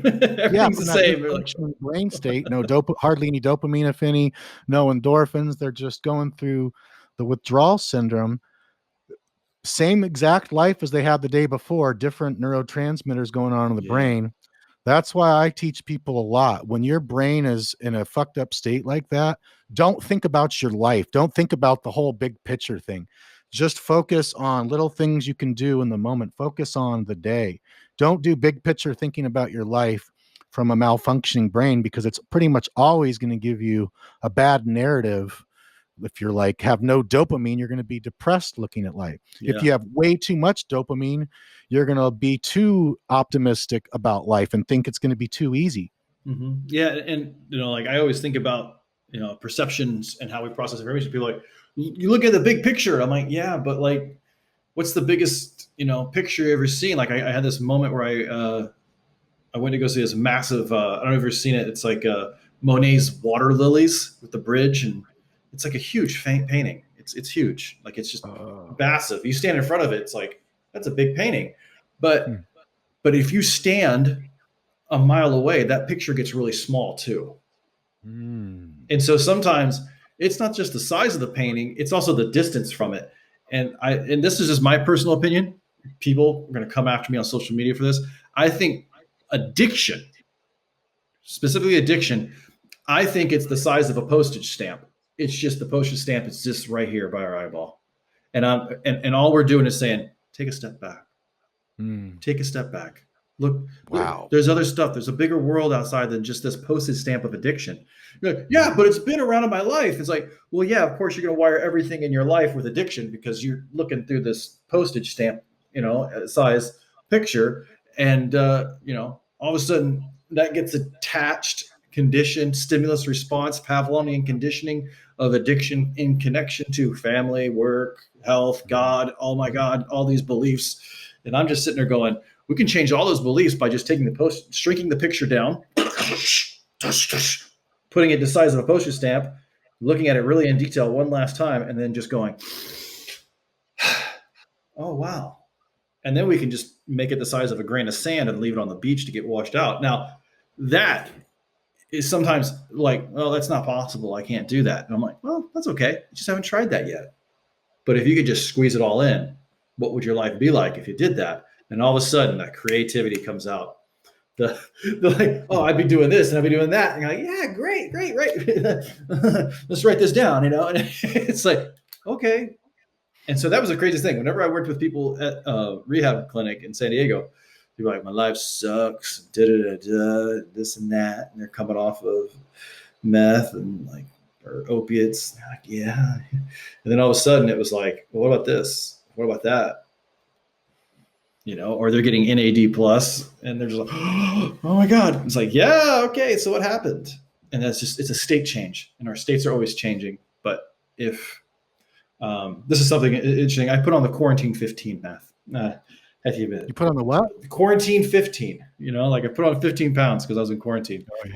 So quarantine 15. Quarantine 15. And so I was like, okay, so a friend of mine happened to be a health coach. I contacted him, and my big thing was snacking. I really like snacking on caramello candy bars.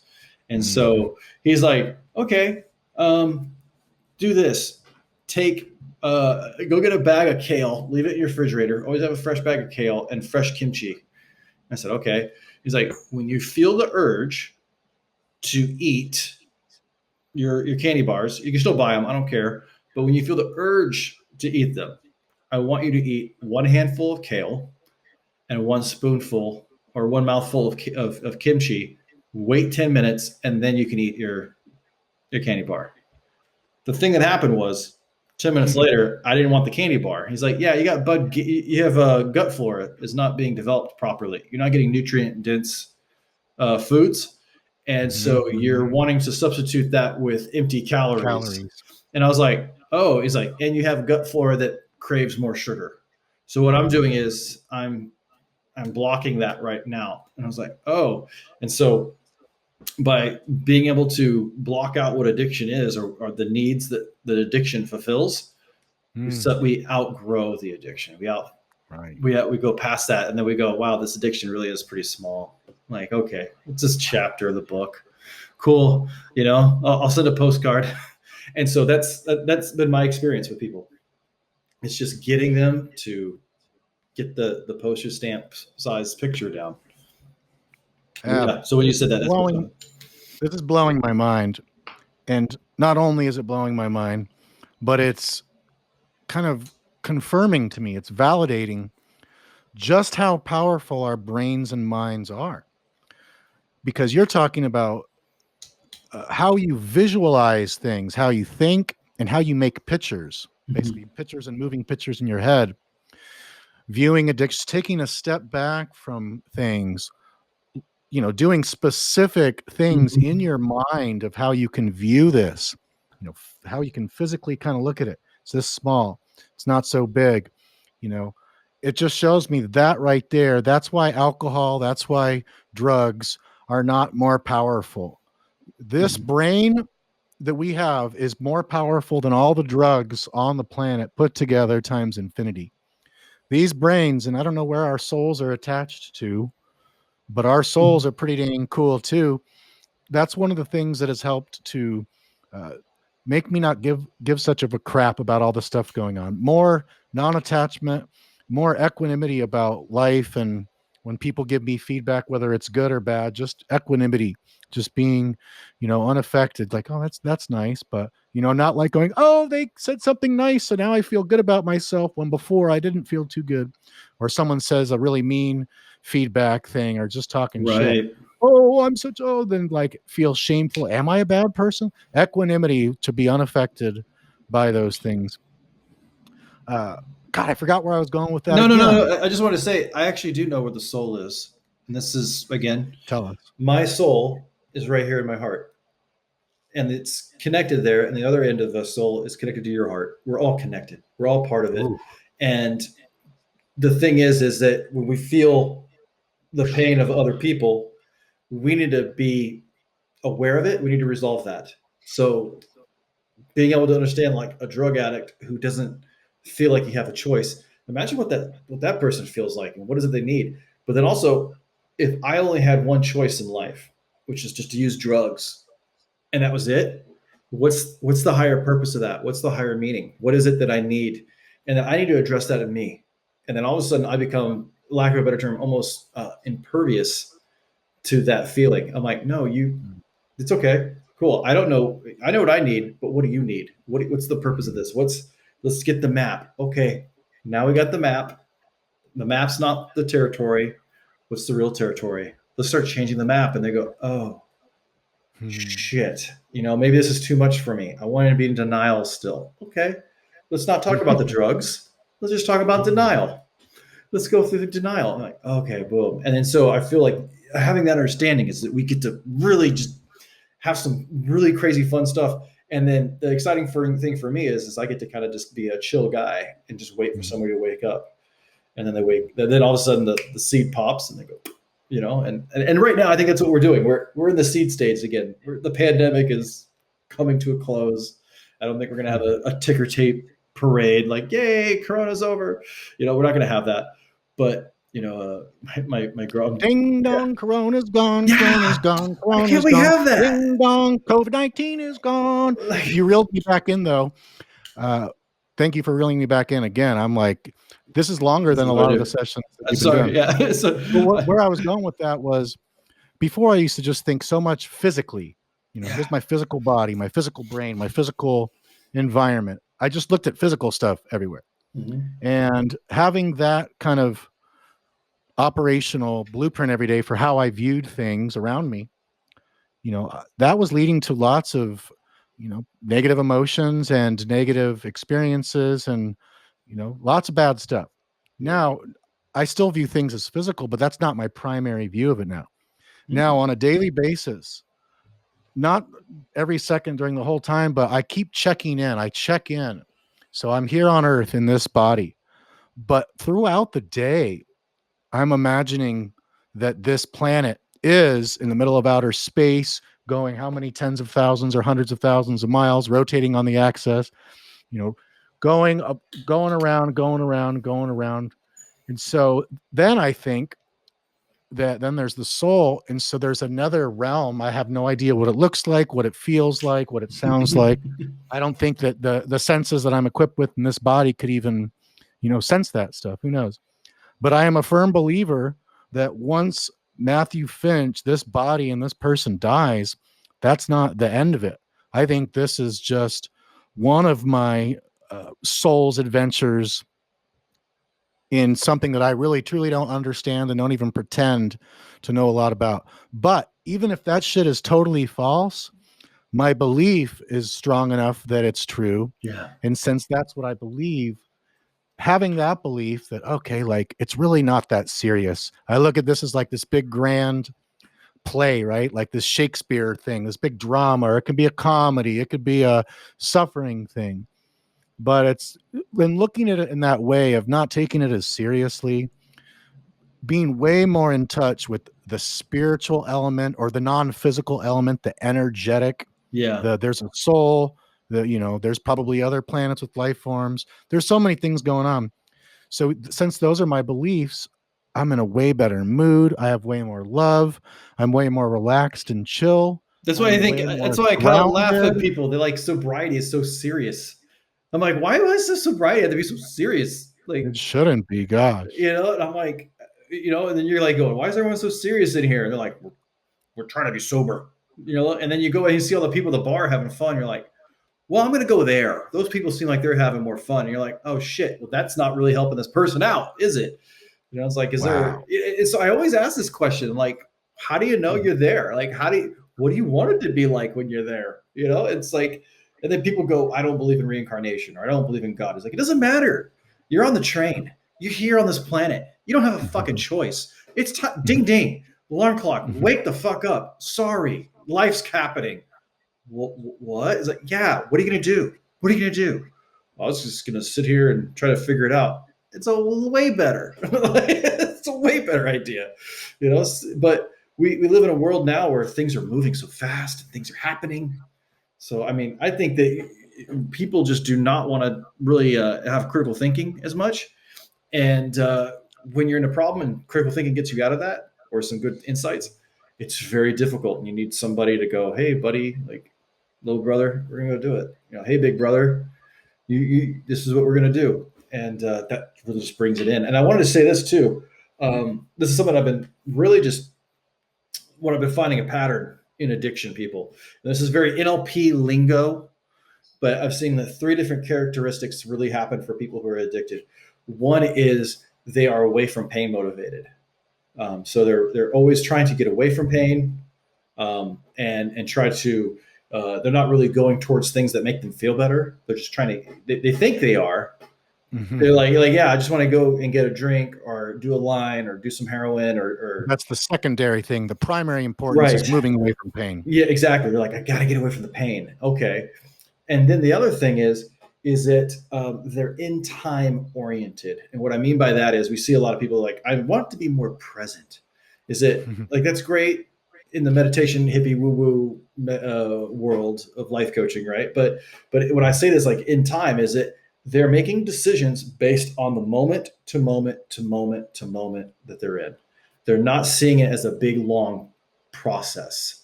They're not doing project management or time management productivity training in relation to their sobriety, which, you know, which is why AA has to hand out those coins a lot, right? It's like they want to get those people switching to being in a through time, that we're going through time. And so we're not just 100% in time or through time or away from pain or towards pain or towards pleasure, right? But what I've noticed is a lot of people are addicted. A pie chart, right? Right. Pie chart of percentages. Yeah, it's like, I'm like going, a lot of these people make decisions on their addiction in the moment. And they keep making the same decisions and they keep getting the same results. And they're like, why? Is it because they're not aware that they're moving through time. They're just seeing it as a moment to moment to moment to moment. It's like they're seeing a slice of life instead of like seeing a whole tube. And then they mismatch. So you tell somebody, hey, why don't you get sober? And they're like, well, why don't I just get drunk? I'm like, no, that's not what I'm saying. Like, why don't you just get drunk? They're like, well, maybe I will. Maybe I'll go get sober. And it's like, okay, like, so they won't match. It's like, hey, I think you should get sober. Like, yeah, I think you're right. Like, they're not ready for that. So this is what I would say. Like, if you're working, I've met a few of those mismatchers before where I had to use that, which I learned out of Tony Robbins' Mastering Influence, old school sales program. Oh, yeah. I had that one too. It was a good one. Yeah. So then when I found mismatchers and I knew how to get them, you know, to influence them. No, and I have some clients like that sometimes to where the nurturing, compassionate shit does not work. And I have to say, you know what? I don't think you can fucking do it. You slipped again, this, that, and the other. I really don't think you can do this. Boom. I say that once, and then they show me the mismatchers. Yeah. And this is what I love about addicts. Some of them are, you know, and a lot of people are like, well, that's a really negative thing to say. It's like, some addicts are just straight up assholes. They're like, I'm an asshole. I can't argue with that, man. I'm in the club too. I'm a huge asshole. I upset a fail. I'm a recovering asshole. Yeah, I know. Like, I went and had dinner with my fiance's family, and one of them was like, you know, sometimes, Adam, you kind of offend us. I was like, well, that's because I'm an asshole. And they're just like, you're disagreeable. What? And I was like, I mean, I don't mean to, but that's me. But I'll. Are you a mismatcher too? What's that? Are you kind of a mismatcher a little bit? Yes, I am. Yeah. I'm just like, that's, but mismatchers are what helps. You know, like sometimes these people need to be challenged, and it's like, okay, think about an asshole that just is waiting for a challenge, and they're out there. They exist. They walk amongst us, and then what's your problem? You know, they walk amongst us, and you're like, what's your problem? It's like, everyone's so nice to me. And you're like, that's fucking terrible. No, it's not. It's great. Oh, I did it. And we pull our hair out. And like, they don't do it all the time, but you're like, some people have never been challenged. They've never been held accountable. They never get to see the consequences. And then you get somebody and they're like, I kind of call it the drill instructor, the boot camp kind of thing. It's like, are you tough enough? It's like, yes, I am. It's like, I knew you had it in you. And they're like, that's what works. It's like, that's what works for that person. And we all have a blueprint. We all have a map of reality in our head of what works. And sometimes that needs to change, or we need to change who we're learning from. We're like, hey, this does not work for me. I need to get somebody who tells me I'm full of shit. And I'm like, I have a friend of mine. She's a health coach in a health/sexuality coach in Austin, Texas. And I was like, what's your clients like? She's like, oh, they pay me a bunch of money. And I tell them they're full of shit. I'm like, it can't be that easy. She's like, okay. So I went back. I'm from Austin and from that area, and I met up with her. That's right. You're from there.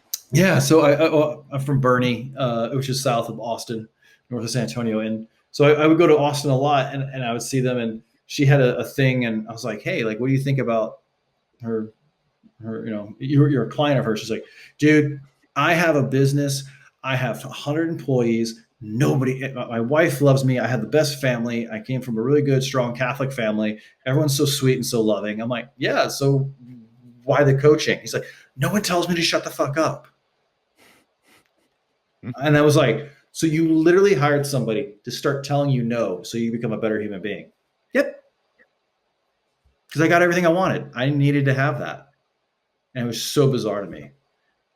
So sometimes these mismatchers, sometimes these people who are addicted, they need to be challenged. I think we all need to be challenged, but when you're always in the moment and you're mismatching and you're away from pain motivation, sometimes when you're challenged the wrong way, you just go ahead and say, well, fuck you. I'll make a decision I'm going to go use.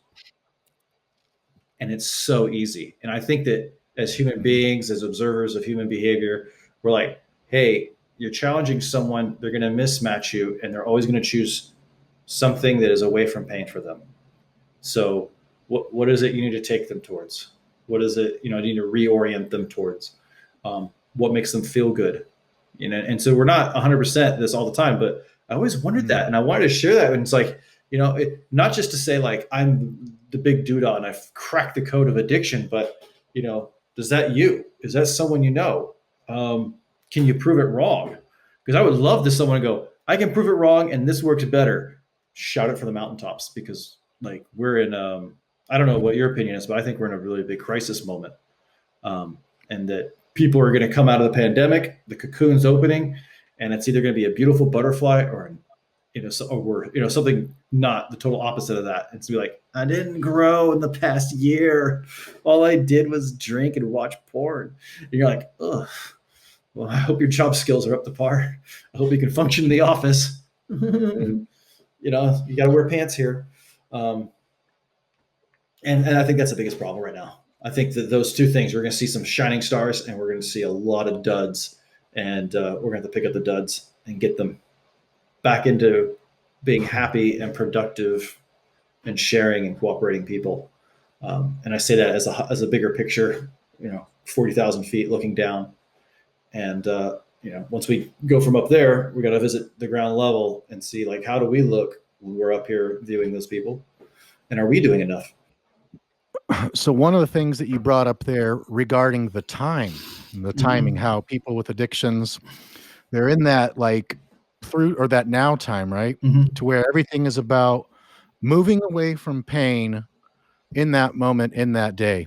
That was the story of my life for decades. Well, almost 2 decades. And then I learned about something many years ago called hyperbolic discounting. And that's the way our brains are innately wired through evolution. We evolved to choose and favor instant gratification, instant quick rewards versus giving up that pleasure in the moment for something off in the future.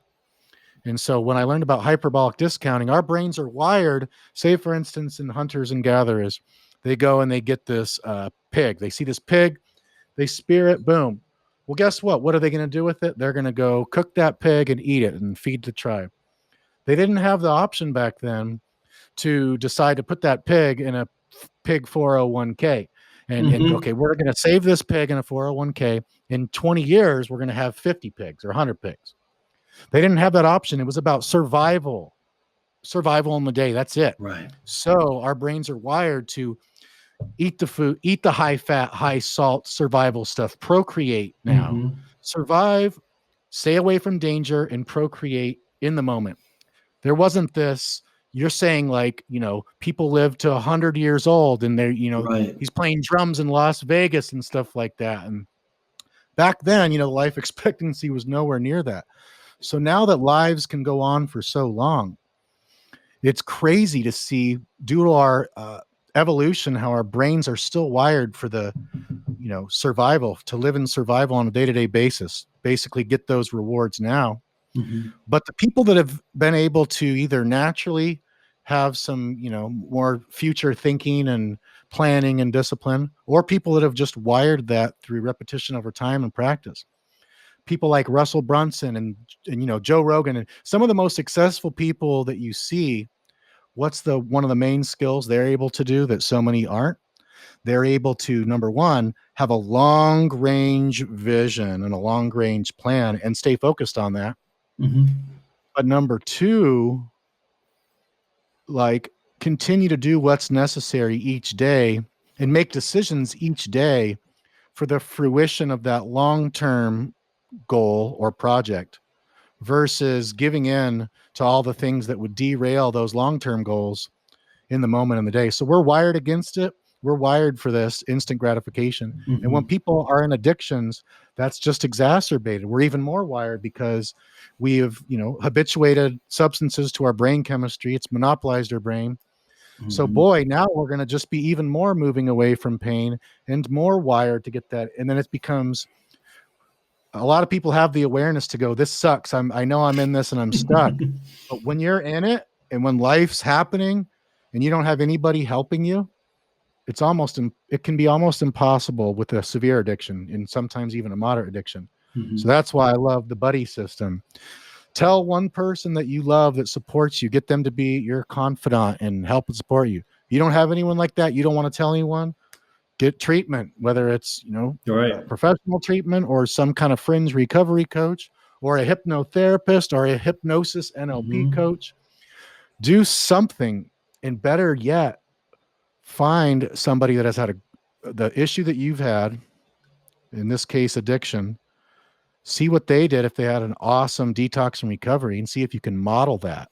Yeah. Modeling. And that's why I bring up the evidence procedure. If you were sober, how would you know? Because you could go to a therapist and say, hey, like this is what I think sobriety is. And they might disagree, but like, this is how I would know. Like, okay, I know exactly somebody who handles this. You should go see this other person. You don't have to come see me. I love me. I think I'm great, but I'll get clients. I'm like, dude, I think you'd be better with this person. And they'll be like, what? It's like, yeah, I want to refer you out because you're going to get better results over there. And then something I learned during the pandemic, I made my own sourdough bread. I don't know if you ever made sourdough bread from scratch. Oh, that sounds amazing. No, I've never made it. All it is, taking, as organic, as healthy as possible, regular flour, and you put it in a jar and you add a little bit of water until you actually grow your own yeast inside there naturally. You do it over several days. So you have to wait sometimes 2 weeks to get the yeast. And then you have to like pour stuff out. You have to pour some of the slop of this watery flour out. And then you add more fresh flour in until you get it where it's abundant enough. And then you have to come up with enough of it. And then I found out this is how they make sourdough in France. That's delayed gratification right there. But what I found is that the sourdough bread, after I had like maybe about a pound of this stuff in a large mason jar, and I poured it out and I mixed it in with more, and I cut half of it and I put it back in the jar. I had half a pound of this stuff and I made a huge sourdough from it. And I said, I was like, I couldn't, I would go to the store and get it. I could have bought the yeast. I could have done that stuff, but I had a client who was in Serbia. He's like, this is how I make my bread. And I was like, really? And I thought it was it's a helpful meditation, but it brought on delayed gratification. And I was like, wow, like, this is really interesting. So my fiance works in cosmetic manufacturing. And so these people are high speed. Like, we need this thing in Sephora. We need this skincare. And I was just like going, you can't make the yeast any faster. Like, you can't make the bread rise any faster. You wanting this done tells me that you're in the moment gratification. You're in the moment deciding. And it's like, you need to maybe plan ahead for what you want. And the way you can do that best is by having good evidence procedure and just going, this is how I know I'd be successful. This is how I know I'd have a good relationship. This is how I know I'd have good health. This is how I know. Because then when you start sharing that with people, like if I need to get sober, I would come to Matt and I would go, Matt, this is what I need. I have it written down.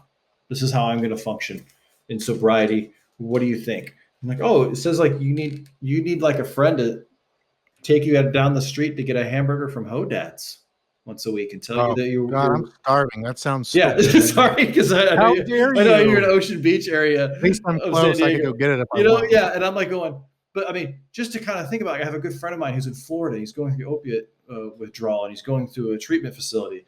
And I'm like going, what do you need? He's like, I can't use my cell phone, but I get to check my email. Can you just send me articles or something or jokes? Because there's people here and I'm lonely, but I don't know how long I'm going to be here for. And so thankfully he has money. He has a good amount of money, so he can stay there for a while and still take care of his needs. But his marriage is it looks like it might be over. He's allowed to keep his dog with him there. He's very fortunate, but he's like, I'm a mess. And I'm like, what do you need? He's like, I don't know, but I do need this.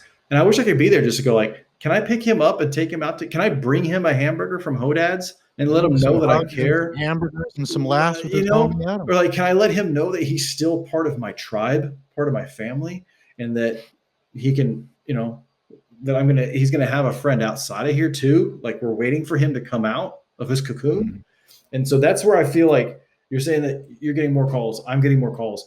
It's because people are coming out of their cocoon going, I didn't get the change I wanted after this pandemic. I have to face the reality. I have to wear pants to work. I have to go to an office now. I can't be on unemployment.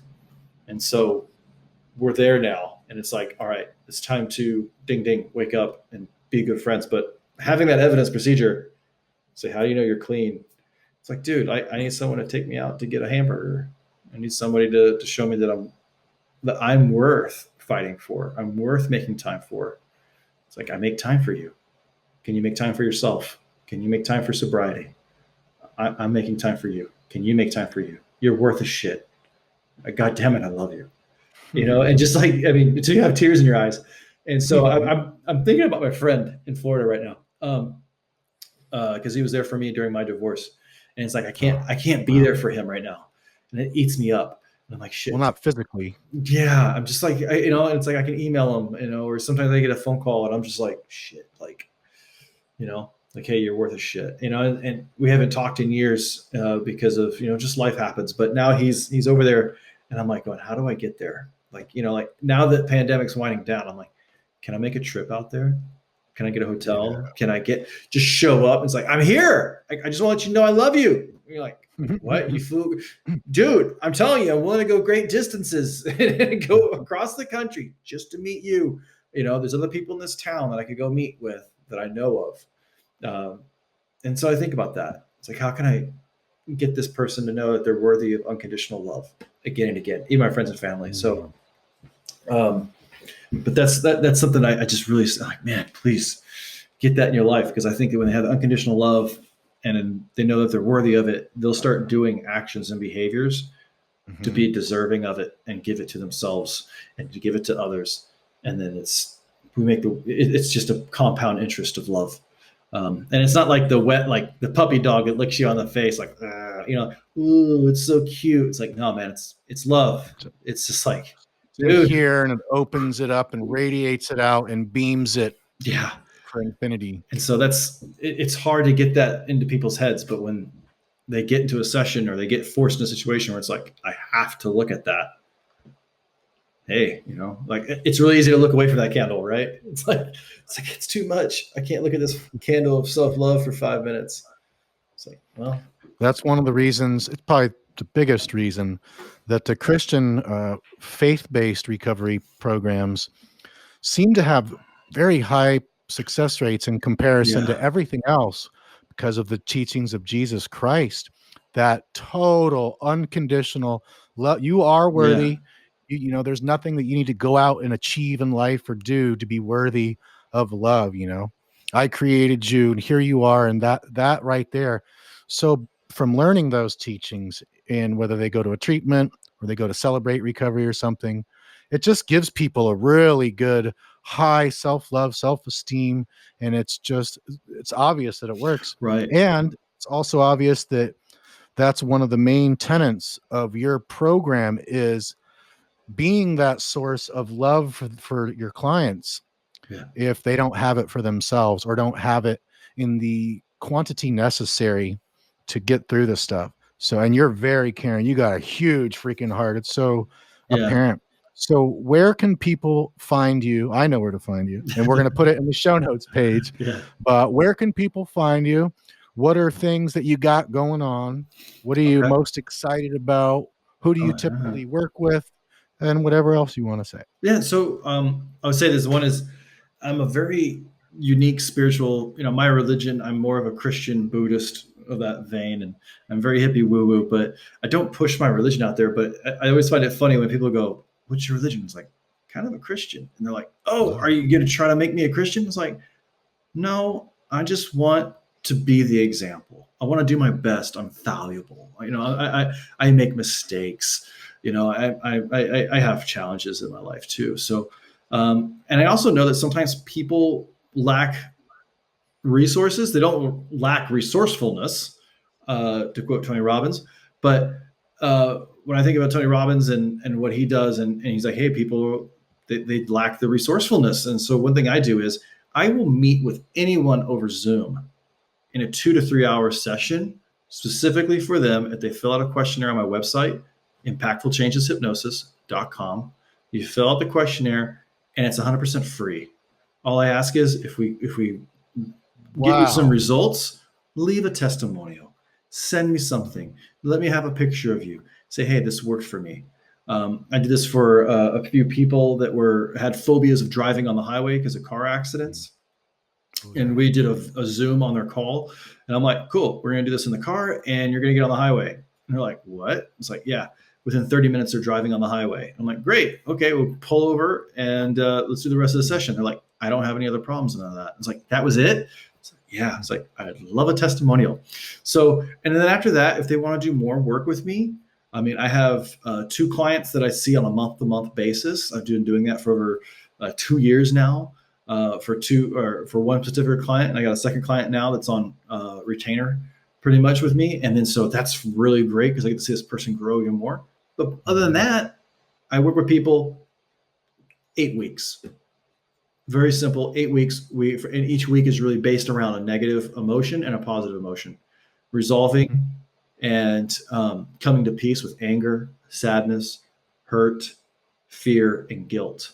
And the last 3 is us working on unconscious connection to serenity and peace, unconscious reconnection to happiness and joy, and then the big one, unconscious reconnection to love and agape connection, the love for thyself, the love for other people. And that really allows people to start going past their ego and they start getting more growth after that. And so I do that with people for 8 weeks. It's on my website. I also have a thing called Limited Belief Grinder System. It's a simple packet. It's on my website. It's a free download. You can send me an email. I'll email it to you too. It's you just email it to their website. And so I always get people's like, just answer these 29 questions. It's designed to covertly coerce you in a nice jostling of ways, is that you are going to have the solution to your problem, whatever it is, by the end of the asking of the questions. And if you don't have it, send me your questions and responses that you have on that worksheet. Send me a message of an email and we'll make time. We'll go over to it for free. And now, if you want more time with me, of course, there's going to be money exchange for that. But it depends on what type of work we're doing. And I work one-on-one with most people. And that's what I'm doing. So that's what I'm working on. I am writing very slowly a hypnosis NLP book, and I don't know where I'm going to get done with it, but I am looking at possibly training people a little bit more of what I do and just putting my thoughts onto paper. And then I'm baking bread and writing. I found that writing with a fountain pen is really mind You expanding. talk about that fountain pen a lot. I love it. I Various write it videos down. and stuff. I just write it, and it's just something. There's something different. It's unique, and it's just me writing down. Like I've been finding myself, part of my weekly routine is I find myself just writing with my fountain pen. Thank you, thank you, thank you, God. Thank you, God. Thank you, God. And I'm just like weeping, and it's like, okay, cool. And then I go out on my day, and it's just like I'm seeing things to be grateful for, and so more things appear in my life to be grateful for. And so law of attraction is a big thing for me, and I find that's what works for me. So that's what I'm excited about. I just recently got engaged to my fiance back in October. Woo-wee! So we're gonna go have a big wedding, and she's Venezuelan and I'm Italian, so we're gonna try to get as many people, in this house as possible for a wedding, and so that's what I'm planning for, and that's where I'm at. And I'm just really excited to meet new people. So some people go to my website and they don't fill the questionnaire. Some people send me an email and they don't, respond back to my reply to them, or they call me and they don't leave a message. And I love that. So I love meeting new people, and I love meeting new people with new problems. Because that's interesting to me, and I get excited. And then when I get to see them, like, send me pictures of them doing fun stuff, like, that makes me feel really good, even if it's a free session or if it's like a month-to-month session or a long program session. And that's what I do. So impactfulchangeshypnosis.com. There is a YouTube channel, Impactful Changes Hypnosis, so you can find it there. And I just that's usually like tune-up videos that I give my clients. It's like, hey, do this. Like, hey, like, try this on. Because and there's stuff there for everybody. So that's what I'm doing, and I love it. And I sleep like a baby, and I get excited in the morning to meet with people and just talk to you, Matt, about this stuff. I freak out about it, and I go, "Ooh, hold on, there's something there." And so I've been working a lot with women who are on first or second divorce and have been doing a lot of yoga, and they can't relax. They're like, A lot of those too in LA, anxious. huh? Yeah, lots of them. I'm really surprised. I didn't really plan on it. My first idea is that hypnosis is kind of very alternative, very holistic. So a friend of mine said, you should just do a hypnosis Q&A at the beach and just wait until yoga classes get done. And so I'll go down to Long Beach. I'll set up a dry erase board, I'll have a folding chair there, and I'll have a big ice bucket with coconut water. And I say, I'll answer all your questions about hypnosis. And I sit there for like 30 minutes to an hour, and people go, oh my God, I really relate to that. Yeah, just like, screw it. Like, I got to get out there. So a lot of people say like Facebook marketing, all that stuff. I was like, yeah, but like how I scroll past, so many of those things, and I'm like, whatever. Yeah. But if I walk by, I'm like, this guy's talking about hypnosis. Who are you? Like, what's this about? And so, and then I just do on the spot, hypnosis and NLP exercises that people are like, oh my God. I'm like, yeah. So it's like, well, hey, like, take a coconut water. If you want a session, here's my website. And so you can find me out there too. And I just found out that people are spending lots of money to go to Bali and to feel relaxed, and they come back and it's like, yeah. I've been before the pandemic, I was taking people to Disneyland and hypnotizing them at Disneyland, so they would take that experience back to the workplace, so they could feel the same kind of joy about going to work as they did about going to Disneyland. Dude, this shit's so cool. Disneyland. I mean, and people are like, well, I don't like Disneyland. It's like, well, that's okay. What do you like? He's like, I like football. And so, great. Have you been to Los Angeles Coliseum? And so I'll take them to a USC game, and get them into an experience. And they're like, oh my God, like, what? That's fun. Yeah. Now let's take that and move it over to your job.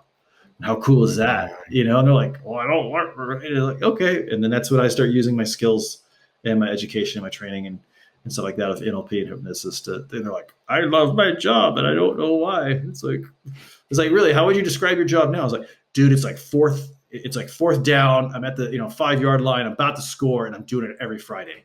I'm like, really? And is that okay? It's stressful, but it's rewarding. And I have wives calling me up. Hey, I'm really mad at you. My husband is really happy. I don't like that. I'm like, maybe, like, sorry, man. It's like, yeah. So I get a lot of those phone calls. It's like, why'd you make my husband so happy? He's so annoying to be around. And I'm like, maybe. Sounds like they need to be hypnotized by you at Disneyland And, or a football game, or and maybe at a shopping mall. I offer that to them, and I mean, it's interesting, but all healing is self-healing. All hypnosis is self-hypnosis. You just got to take charge of it and go after it, and really be open and willing of it. And so I'm there to facilitate that.